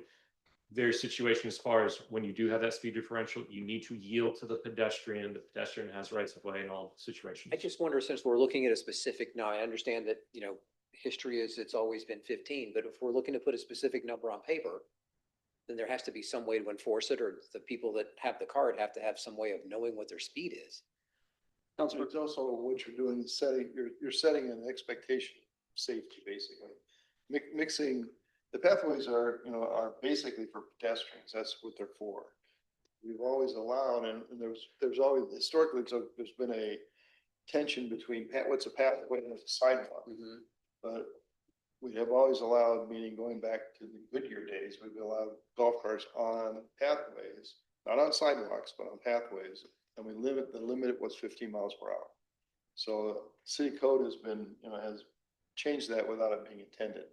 We had 25 miles an hour in anything on a sidewalk or a pathway is dangerous if there's any pedestrians, any kids. I mean, it's not a good idea to be going that fast on a sidewalk or path. That's from on the street in a golf cart. From a point of view of safety, I understand that, but again, how do we plan to? We don't have a way to enforce it other than just common sense. And you see somebody, I mean, you can tell if somebody's flat out in one of these golf carts, and like my car will do 30 miles an hour. But you can tell that if I'm going down a sidewalk 30 miles an hour, it's apparent to a policeman I'm going that fast. I mean, it's not. Could he tell if I'm doing 22? No. But can he tell that I'm going as fast as that car will go? Yeah, I think he can tell. Don't they have radar guns? They don't. No. Mr. Mayor, several comments on Councilor Claire's questions. So yes, sir, we have had complaints of golf carts speeding on pathways. That has happened several times, particularly when people are trying to walk down these pathways and they have golf carts come flying at them that are just going entirely too close. I'm fairly sure that I remember right that if you can believe this or not, that PD have pulled over golf carts for driving too fast on pathways. That has happened. Because think where most pathways are. For example, on Litchfield Road, that pathway is right along the road on Litchfield Road, right? So I'm like the mayor, they see them if they're going ridiculously fast. And I'm pretty sure they have actually pulled over golf carts that are on the pathways because police cars on the road, especially the place where there is no curb and gutter. So the officer can just pull over as them again on Litchfield Road and talk to them, right? So there are some golf carts that are driving entirely too fast on the pathways, especially when they're trying to share them with pedestrians. I like the idea of 25 on the streets and 15 on the pathways. I do think it's an issue, and it does happen. So we have had complaints about that issue, about speeding on pathways, sir. It's an odd situation, but it does happen. Councilman Allen. Thank you, Mayor. Randy, will there be any no ride zones like around? Will there be any no ride zones? Councilmember Allen, it hasn't been a consideration of mine. I remember when they changed it at ASU when I was going there, walk only zones. I couldn't believe it, quite frankly. We have such a mix of sidewalk versus pathway versus no facilities, quite frankly. One of our interns in the past actually did all the mapping, and we'll have GIS and online mapping very soon, so we can see some of this infrastructure to know where we have those situations. It's a the other thing that really comes to mind, and maybe where you're headed with this, is we have an expectation of mixed modes of travel until you get to the square. And the square has the signs, which we haven't really overly enforced yet, that there is no bicycles, roller blades, golf carts on the sidewalks within the square. I would say that it's a bigger conversation of education for new signs, maybe color the concrete areas where they need to be. If it is a pathway, it needs to be reported at 10 feet just to marry up some of these gaps in the system. I have one more follow-up question to that. So I saw the Goodyear meeting where they discussed this ordinance, and one of the things that they talked about was education, but we use Avondale. So is there coordination between is there coordination with Avondale to make sure that they're aligned with Goodyear? So if there's a situation where you have someone coming from Western Sky, there's not a gap, if you will. Yeah, Councilmember Allen, our language matches Goodyear. I don't know offhand about the relationship and the code of Avondale and how that would function. As our City of Avondale, Litchfield Park Police Department is for us, the biggest thing for me was the user and the user crossing borders, not to have that situation. We may have that from Avondale to Litchfield Park, maybe from Estrella Mountain Community College, but really just having those three schools, I want to make sure our residents going to Goodyear residents coming to us didn't have any sort of a situation with the officer waiting at the border. They do work together. Does that make sense? The agencies do work together, particularly Goodyear PD and Avondale PD. A good example of that is Wigwam Boulevard. Because the village, of course, is in Litchfield Park, Millennium is in Goodyear. So it's always interesting who's controlling traffic and who's controlling kids crossing the street. So the agencies do cooperate, and they would certainly refer on this. And of course, something also we would have OSHA do if this passes is that we would do an educational campaign, let people know this is in place, and we will be enforcing it. But there will be some education. There's going to be some upset people at first, but it needs to happen. You may have seen this, but there was a kid killed a few weeks ago in Avondale on a scooter. And it's happening more and more, unfortunately. Welcome, James. You made a point there that something just jumped out to me. So in Litchfield Square, we have signage up that says, because we consider those sidewalks, that says no motorized vehicles, right? It says no motorized vehicles, bicycles, skateboards, scooters, rollerblades, only mobility assistance devices are permitted. Do we have those up on Old Litchfield Road in front of Restaurant Row? And do we need to put those up? As far as on the actual sidewalk? Yeah, because I've seen golf carts and I've seen the e-bikes and and I'm looking to my city engineer behind me and he says no on Old Litchfield. do we need? Where the restaurant road is not in the square. Right. So none of the ordinances, none of the things that we have passed that are applicable to that square are applicable to Restaurant Row. Do we need to? Well, Do we own that sidewalk? maybe not. Yes, we own the sidewalk. We own the sidewalk. The canopies. Yeah. There's only a small amount in some of those areas where you really don't even have, you couldn't drive anything down that whole length. It's just really in front of the barber shop to the north, I guess. I saw a golf cart wreck. I What's that? saw a golf cart hit the fence at Lazy Palm. You could walk out there, it's dented. And why was there ever a golf cart on that sidewalk? Yeah. I May have been involved, who knows? But all that will come up, there are discussions within the city and the owner of Restaurant Road to bring Restaurant Road into the square. Right. And if we do that, then the square rules will start applying to that also. But isn't there a state statute that prohibits motorized vehicles from being on sidewalks? I don't know the answer to that. Councilman, I'll take a stab first, if that's okay. Councilmember James, the city of Litchfield Park is very unique that we have defined golf cart. Normally that would just be a motor vehicle, tags, plates, mirrors, lights, the whole thing. We have a local definition of golf cart and have permitted them in these pathway situations. It's the only jurisdiction that I've ever been with that has motorized and unmotorized traffic mixed together. So by local ordinance, we have allowed that sort of situation. Is that fair? It's complicated because none of the of the pedestrian areas that you would walk on around Restaurant Row, anywhere around Restaurant Row, none of those are pathways. Those are sidewalks. Those are sidewalks, so And isn't there golf carts are illegal on those sidewalks. Okay, then we have signage that says that? I don't know that we have signage, it's just, it is that they follow, you would go back to the general rule. I mean, just like you can't drive, we don't have a sign that says you can't drive a car on a sidewalk, Right. literally. So, yeah, I mean, it's the same rule. The golf carts are just like cars, you can't drive them on sidewalks. Yeah, the state statute classifies golf carts as motor vehicles.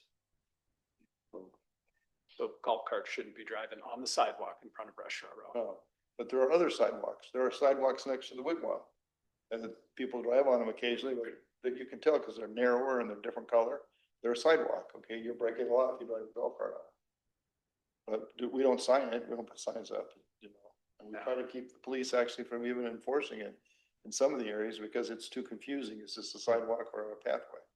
It does just say though that our greatest concentration of pedestrians is around those restaurants. Just, I mean, I don't know, like I said, And there is a specific state statute, 28-904 about no driving on sidewalks. so if you see a motorized e-bike going down the sidewalk in front of the restaurants, they're breaking the law. So unfortunately, we classify golf cart independently of bicycles, scooters, and then independently of pedestrian. So per our city code, a sidewalk can have pedestrians and bicycles of all types. Okay. And only a pathway adds said bike, golf cart. So our local ordinance is, It allows bicycles on sidewalks. okay. And we've struggled with, this council has struggled in years past with how many signs are too many signs. You know, we've looked at, you know, do we put up a sign here? Is that, you know, I mean, it's a balancing act. But you guys know what you guys know what I'm talking about. Yeah, You see the I kids know with their exactly e-bikes what you're ripping up and down the streets, ripping up and down the sidewalks. I mean, Yeah. it's, Yeah, I agree. So to answer Justin's question, are e-bikes, with this new ordinance, will e-bikes be restricted from sidewalks? Councilmember Claire, no. So because e-bicycle are essentially the same as far as the user and the signs, we have not made that distinction to separate. Right. Yeah. Right. Unless they have no pedals. Right. So watch them if they have no pedals. Yeah. Is there something in here where we could take an area like in front of the center downtown and make that sidewalk a no bicycle sidewalk? I'd have to look to our attorney to see if we can, Why would I think we can declare zones like we have for Richmond Square. If there is, yeah. I think this is a problem that we don't have a problem really. So we want to come up with some really sophisticated rule that's different from anybody else. You can't take your bicycle and put it down next to Papa Paul's. But we have that in the square, I think you just said. There's no bicycles allowed in the square. On the internal streets, that's There's correct. bicycle lanes though, right? Yes, we have Bicycle- facilities, that's So correct. you've taken the sidewalks away, but you've given them a designated area. As well as the golf cart parking on Right. road, yes. Sorry, I just wanted to make No that. worries. Okay, Councilman Brandon Watson. I think our biggest issue is really education. We sat and had dinner last night out at one of the restaurants down there and watched this adorable family of 6 bike by, I mean, you know, all the way down. And they didn't even pause at the intersection.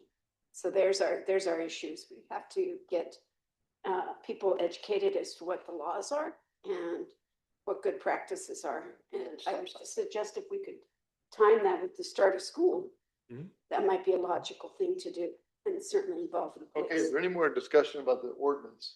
So one more point, because we've done a lot of distinction on pathways. And I've heard people say that they're pink. I'm colorblind. I have never seen a pink sidewalk anywhere in the city. So You're not a good test if you can't see pink. But my point is, I don't think many people in the city have any idea that there is any differentiation between what a pathway and what a sidewalk is. And I think if we're gonna go down this road, it's really important to define for the city on our website, and it sounds like we have a GIS map, Soon. what is a pathway and what is a sidewalk? Because at least for me, the color has no bearing. The only one that technically makes a difference to is golf carts. And we have instructed our police officers not to bother golf carts on sidewalks because you can't tell them apart. So we, it really is, I don't believe there's any more stopping of golf carts on sidewalks, which there was. Unless they're being way out of control. What's that? Unless they're being way out of control. Yeah, unless they're doing something that you object to otherwise. So we're not, it's not an issue of, is it a sidewalk or a pathway? And letting people know about it, it's just to know, so you know it's out there. But it is, it's taking that problem away, like instructing a police officer. So any more on this ordinance on e-bikes? Okay, is there a motion to introduce So moved. 26-301? So moved. Is there a second? Second. All those in favor, please say aye. Aye. Any opposed? All right. Ordinance is introduced. That will come to the annual, I thought might take some time. So, this is the ordinance adoption, or I'm sorry. We're gonna be introducing, oh no, this is not an article. This is the text of code. So adoption of ordinance 26-299 zoning and code text amendment. This is gonna be an easy one, right, Randy? Mayor, Vice Mayor, members of council, yes. We're gonna take a little exhale on this item before we get to the next one. Item 8G, and Carter and Rich, feel free to skedaddle if you'd like. Adoption of 26-299. This is a move to adopt ordinance 26-299, the zoning code text amendment related to 3 sections, 8, 27C, and 31. We're calling a spring cleaning. This was introduced last time we met. These are 3 cleanup items just to get us in line with a couple of things going on. Firstly is 8. Vice Mayor had made a mention to add a few notifications in this language that we're talking about a zoning code change. So that is in the ordinance for adoption today. That's the language for the Avondale courts, just to make sure that any item within the zoning code is a civil violation, not a misdemeanor, unless specifically stated misdemeanor. 27C is the parking change. I know we talked a lot about parking today. I look forward to the day that the garage is needed because we're that successful and we have that much of a nexus finally going. And I was the one that counted all 1,326 cars that day. So that was fun. This again, this is, you've seen this before. This has not changed since last time you saw it. This is Joe language, my language approved, that basically states if we have someone coming into the square that has such an enormous project or such a footprint of a project, anything that is not used by the building is used by parking. So that allows us to find tailor-made solutions for each project, use the development agreement as well to make sure any sort of deficiencies are addressed in a different way. But what this does is prevents a grandfathering situation. So Akamazo and his team went through this with financing. Just as a reminder, because the site is technically deficient as far as parking ratios, he had trouble getting funding because it was a non-conforming site. This language basically allows us, again, to make the right solution on an individual project basis through the development agreement. Lastly, 31, a bit of a laugh, but again, just a really quick reminder that no, you can't put fake leaves on top of your boat to say that that is dense landscaping to screen it from public view. So we're just adding the word living. We know it means living landscaping, but we're just putting the word living in there just to clarify that and start 2 enforcement actions against 2 properties. With that, I'd be happy to answer any questions on 26-299. Any other question? All right, is there a motion to adopt ordinance 26-299 on the zoning code text amendments? So moved. Second. Okay, for this, we need a roll call vote. So you want to call the roll, Ms. Yes. Clerk? Mayor Schultz, Aye. Vice Mayor Fay, Aye. Councilmember James, Aye. Councilmember Brainerd Watson, Aye. Councilmember Claire, Aye. Councilmember Frazier, Aye. Councilmember Allen. Aye. Passes. Okay, moving on to item H, introduction of ordinance 26-298, which is our accessory structure heights and allowances. And Carter, Rich, last chance. Thank you, Mayor, Vice Mayor, members of council. Item 8H is a reintroduction of 26-298. It's regarding the accessory structure heights, and for council's direction last month of the tabled motion to bring back the other items of note and discussion points of our Planning and Zoning Commission. I will note, just to get ahead of the conversation a little bit, the Planning and Zoning Commission has taken an opposing stance, and in part of this presentation, they're making a motion for denial, actually. So happy to go through this with you. I'd like to thank all my coworkers that have listened to these conversations over the past 6 months. They've all been made honorary associate planners. They all got certificates this evening. Just to go through once again what the plan was until this evening. Number 2 was discussed at length with Commission Council. The idea up until tonight was the numerous hundreds of sheds that are against property line but stick above the fence. What would be an appropriate height to essentially remedy 80–90% of the violations we have today? So we hemmed and hawed on 8 foot. We received public comments. Councilman Fraser had made mention that 9 seems to be the standard. We then took that feedback, brought it to Planning and Zoning Commission last week. Planning and Zoning Commission now would like to recommend denial of this change on number 2. The reason being is that a structure up to 10 feet in height is still permitted 5 feet away from your neighbor. So because that's still there, and the thought of just pushing the shed away from the neighboring house seemed to be a simpler solution rather than a situation where a opposing structure is either 3 or 4 feet above the wall height. I got a very long email from a resident late last week supporting no change, so not to change number 2. I'm showing you everything as of last week first, and then what is being proposed. I will note that your introduction ordinance has not been updated because I do need your feedback on this conversation before the adoption one is finalized for next month. Number 5, again, up until last week, Commission had been supporting a removal of number 5.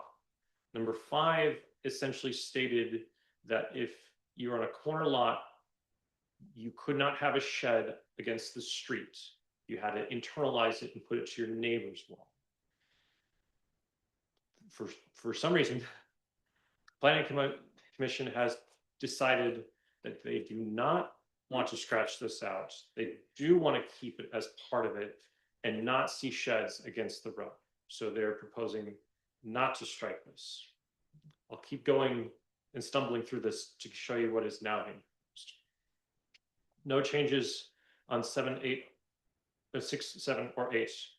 Number 9, again, as of last week, the thought was for the golf course lots, Old Litchfield, Bird, Acacia, Oro Vista, a little bit of Fairway, and Villanueva.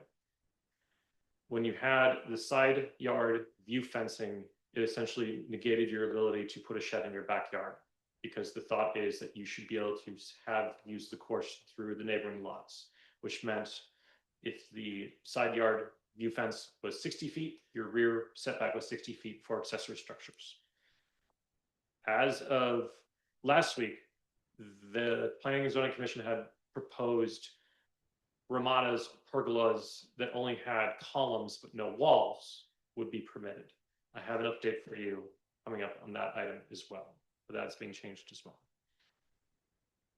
Subnote F on 3103. This hasn't changed from last week to this week. Commission is still recommending a scratch of the 500 square feet maximum. We have a few houses and a few residents that wish to build something for their parents or their in-laws that's a little bit larger than this. and they have lots that are very large. So this would allow that 25% of the rear yard threshold. Again, just to think about that, if you draw an imaginary line from the back of the house to the back wall, 25% of that rear yard, you can do an accessory structure regardless in this proposal of the 500 square feet max. So we have a few people that would be like an 800 or 900 square foot max because their rear yards are so big. Lastly, on subnote H, this is a change that they have proposed before and after to remove the requirement for a building permit for any structure less than 200 square feet in size. This follows the IRC, the International Residential Code. If you don't have any utilities, power, water, sewer going to your shed, the IRC says you do not need a permit for anything 200 square feet or less. My zoning code is more restrictive at 120, which is old IRC language. So they are proposing to match current IRC language. Now, again, we had talked about an 8 foot to 9 feet change that came from a council member and it came from one resident. However, as of last week, that is now being no longer supported by the Planning and Zoning Commission for any change to that by our commission as a whole, who voted unanimously to not support that any longer. And again, as mentioned, one resident who had emailed after the packet had been sent out. So just to recap again, this isn't shown in your introduction ordinance because I wanted to have this conversation with you and give you this background first. 2, screen accessory structures are on 20 square feet or less and below the fence line, 0 setback. They're not proposing any change to that any longer. 5, you cannot put the shed on the corner lot against the street. No change to that. Again, leave as is their recommendation. No changes to 6, 7, or 8, with one change to 9. For 9, they'd like to take it a step further. Again, as stated, no sheds on golf cart course lots. Their initial proposal was just Robata columns to block. They now would like to take that a step further and say not only the 4 columns, but 1 wall. We have a lot of folks that want a media wall with their grill and TV. So their newest proposal as of last week is to permit accessory structures with 1 wall. So the language has been updated to say containing more than 1 wall. No changes as of last week to this week from letter F. Still would like to use 25% of the rear yard, no 500 square feet max. And H, no changes from last week to this week, a 200 square foot maximum. So as far as how this all plays out, based on their request last week that I'm presenting to you, 3103 D2 would stay as is. 3103 D5 as is. That's the lower than the fence line, that's the corner lots. The new commission requests that were asked to be brought before you: 1 wall against golf course lots. Utilize the lot coverage maximum per zoning instead of the 500 square feet max. And H, match the IRC for permit exemptions for less than 200 square feet. With that, I'd be happy to answer the questions. So how, of the hundreds of sheds we have out there that are a problem, how many are going to be okay with these changes? Mayor, I've always appreciated your thought on the matter. Right now, there's approximately 12 code inquiries or enforcement cases for specific houses and for specific requests. Everyone else hasn't come forward to say that there's an issue with this. We only have aerial photography and they're doing measurements to see how many are in violation. I think it's something less than 100 are severe cases of a shed being pushed against the wall that's above the fence line. It's not very many. Okay. And for those, if there is a code violation complaint, yes, then the solution is they need to move it away from the wall 5 feet. Mayor, that's exactly correct. Yes. It wouldn't be a legal non-conforming use since you're changing the zoning code. So if per commission's recommendation, there is no before and after on that subsection, which is being applied to. So that code has been in place about 14, 15 years. Prior to that, it was a 10-foot setback. So it's only been changed once since the jump in 1987, and that reduced from 10-foot setback to a 5 for neighboring lots. But any other subsection has not been modified, to my knowledge. Questions from council? Mr. Mayor, Yes. so we had something you gave us in our packet with hundreds Yes. of alternative dwellings or sheds Yes. that would be in violation today with this code. As is. As is. The commissioner or councilmember, that's correct. So I'm good with the 200 square feet. I'm good with the 500 or the lot size usage. Mhm. The one wall structure, I think the ones that I've seen out there, I do think though that if you're already in place and there's not a problem, I think we're creating a bigger problem by not allowing the additional height. If the wall is 6 foot and your shed is 8 foot and it's up against the house and it's not, your neighbor doesn't have to go and move a pad and move a shed is going to be thousands and thousands of dollars for people that we're going to be legislating someone to go do something. So I think we're creating a much bigger problem by limiting the height in this code from less than 9 feet. I think Councilman Frazier was right that we need to make 9 foot the number, regardless of what P and Z said. I think Councilmember Claire, the good news about these sorts of text changes, commission is the recommending body, not the action body. It is not our intent nor the code enforcement officer's intent to go after these situations. We've had a little bit of excitement with Engage LP with a few folks wearing that hall monitor badge and going out and finding issues.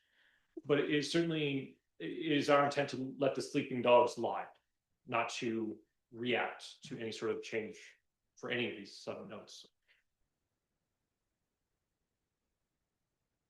But once we put it into ordinance, We're really not putting anything in, or it's what they're recommending is we leave the ordinance alone.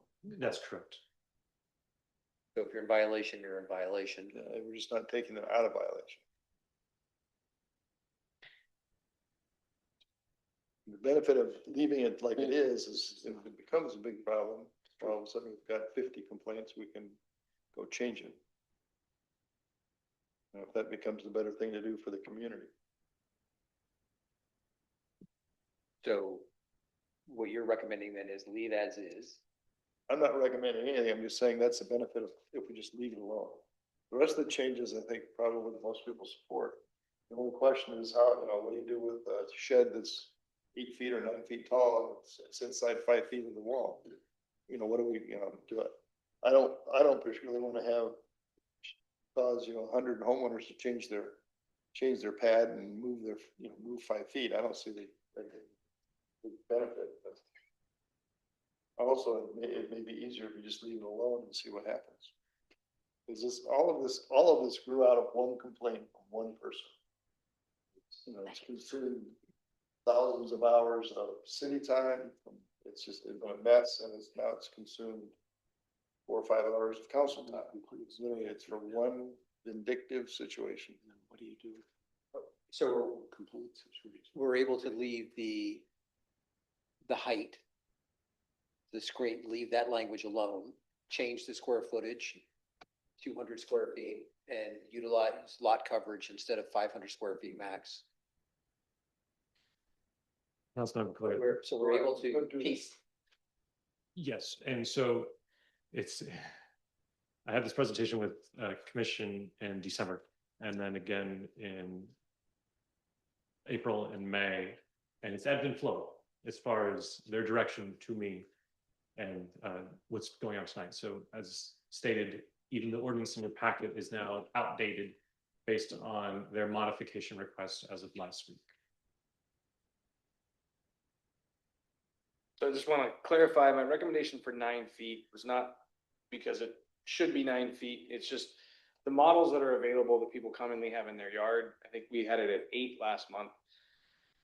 95% of the sheds that are at Home Depot or Lowe's exceed 8 feet. So we have some non-compliant structures. I think this problem has grown out of non-enforcement, largely because neighbors didn't care. And they don't mind a shed against their wall. However, the code exists such that a neighbor that does care can call the city and say, hey, we have a problem.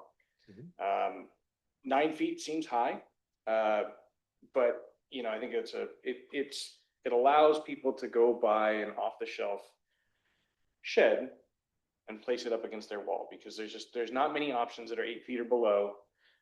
Very, very limited. So just wanted to clarify that. And I think really this is something on the city that we should think about is we should not be policing people's backyards, but non-enforcement creates this problem. And so this is 15 years of non-enforcement. And now we have however many non-compliant structures, and we're struggling with this as a council. Exactly. My suggestion to council is we introduce the ordinance. We go back to P and Z and make sure they don't change their mind. And we go back to staff and we make sure we understand how many, from what we understand, how many structures are out there that we could see complaints on that are going to be sucked into this no change. I mean, the no change is not really sucking anything in. It just is, they're in trouble. They have a problem right now. Just so we have that information. Advertise it so we get people to come in and talk to us if they want to talk. But they'll give us a month. It gives us a month to think about it a little bit more. We don't have to pass it just because we introduce it. But we can't pass it if we don't introduce it. So we've already spent enough time, struggling with a question that we really can't answer. It's not like we're going to find an answer somehow if we spend another hour talking about it. It's a decision that we're going to have to figure it out, and we'll figure it out when we vote to either pass it or not pass it. And Mayor, one point of clarification, and it's your discretion. The Planning and Zoning Commission has now made the recommendation last week, so there is not an action that goes back to them after tonight. If it is suggesting you're going to go talk. Okay. No worries. So there is actually going back. Yeah, correct. I'd have to, would we do a work study session because a recommendation and public hearing has already been held? Yeah, you could just do a regular work session. Okay. Because I have to notify the newspaper and do ads and public hearings. They're going to have a meeting before we have a meeting, aren't they? They will, but just as far as, because they've taken action in the public hearing on this ordinance has already been held, I will hold a work study session. Actually, notice. Yes, yes. So I'm sure you can figure that out. Yeah. So with that understanding, is there a motion to introduce this ordinance? So moved. Is there a second? Second. Is there any further discussion? I would, sorry. I'm sorry you had discussion. I do. Speak. I'm sorry. I just want to clarify for the motion, is the motion as it's written or as I'm recommending this evening? As you've described it. Thank you, just to be clear. Okay. Who made the motion? You made the motion? No, this came from. You made the motion. You will accept. I will accept the recommendation as presented. By staff. All right. The seconder is who? Lisa seconded. You accept it. All right. Is there any further discussion on the motion? All those in favor, please say aye. Aye. Any opposed? Take your mortarboard and move it across. Okay, you're gonna have one more opportunity to come and talk to us on this ordinance. Okay. Okay, at this point, we do have a need for an executive session, so there's a motion to go into executive session, item 9A through E. We're not in executive session on E. Second. All those in favor, please say aye. Aye. Any opposed? All right, we're gonna go into executive session, which means all public has to leave. You're welcome today, but when we come back to executive session, we're not gonna do any further business other than adjourn. Are we back on the record? Go ahead. Yeah, go ahead. Yes? We did motion to adjourn executive.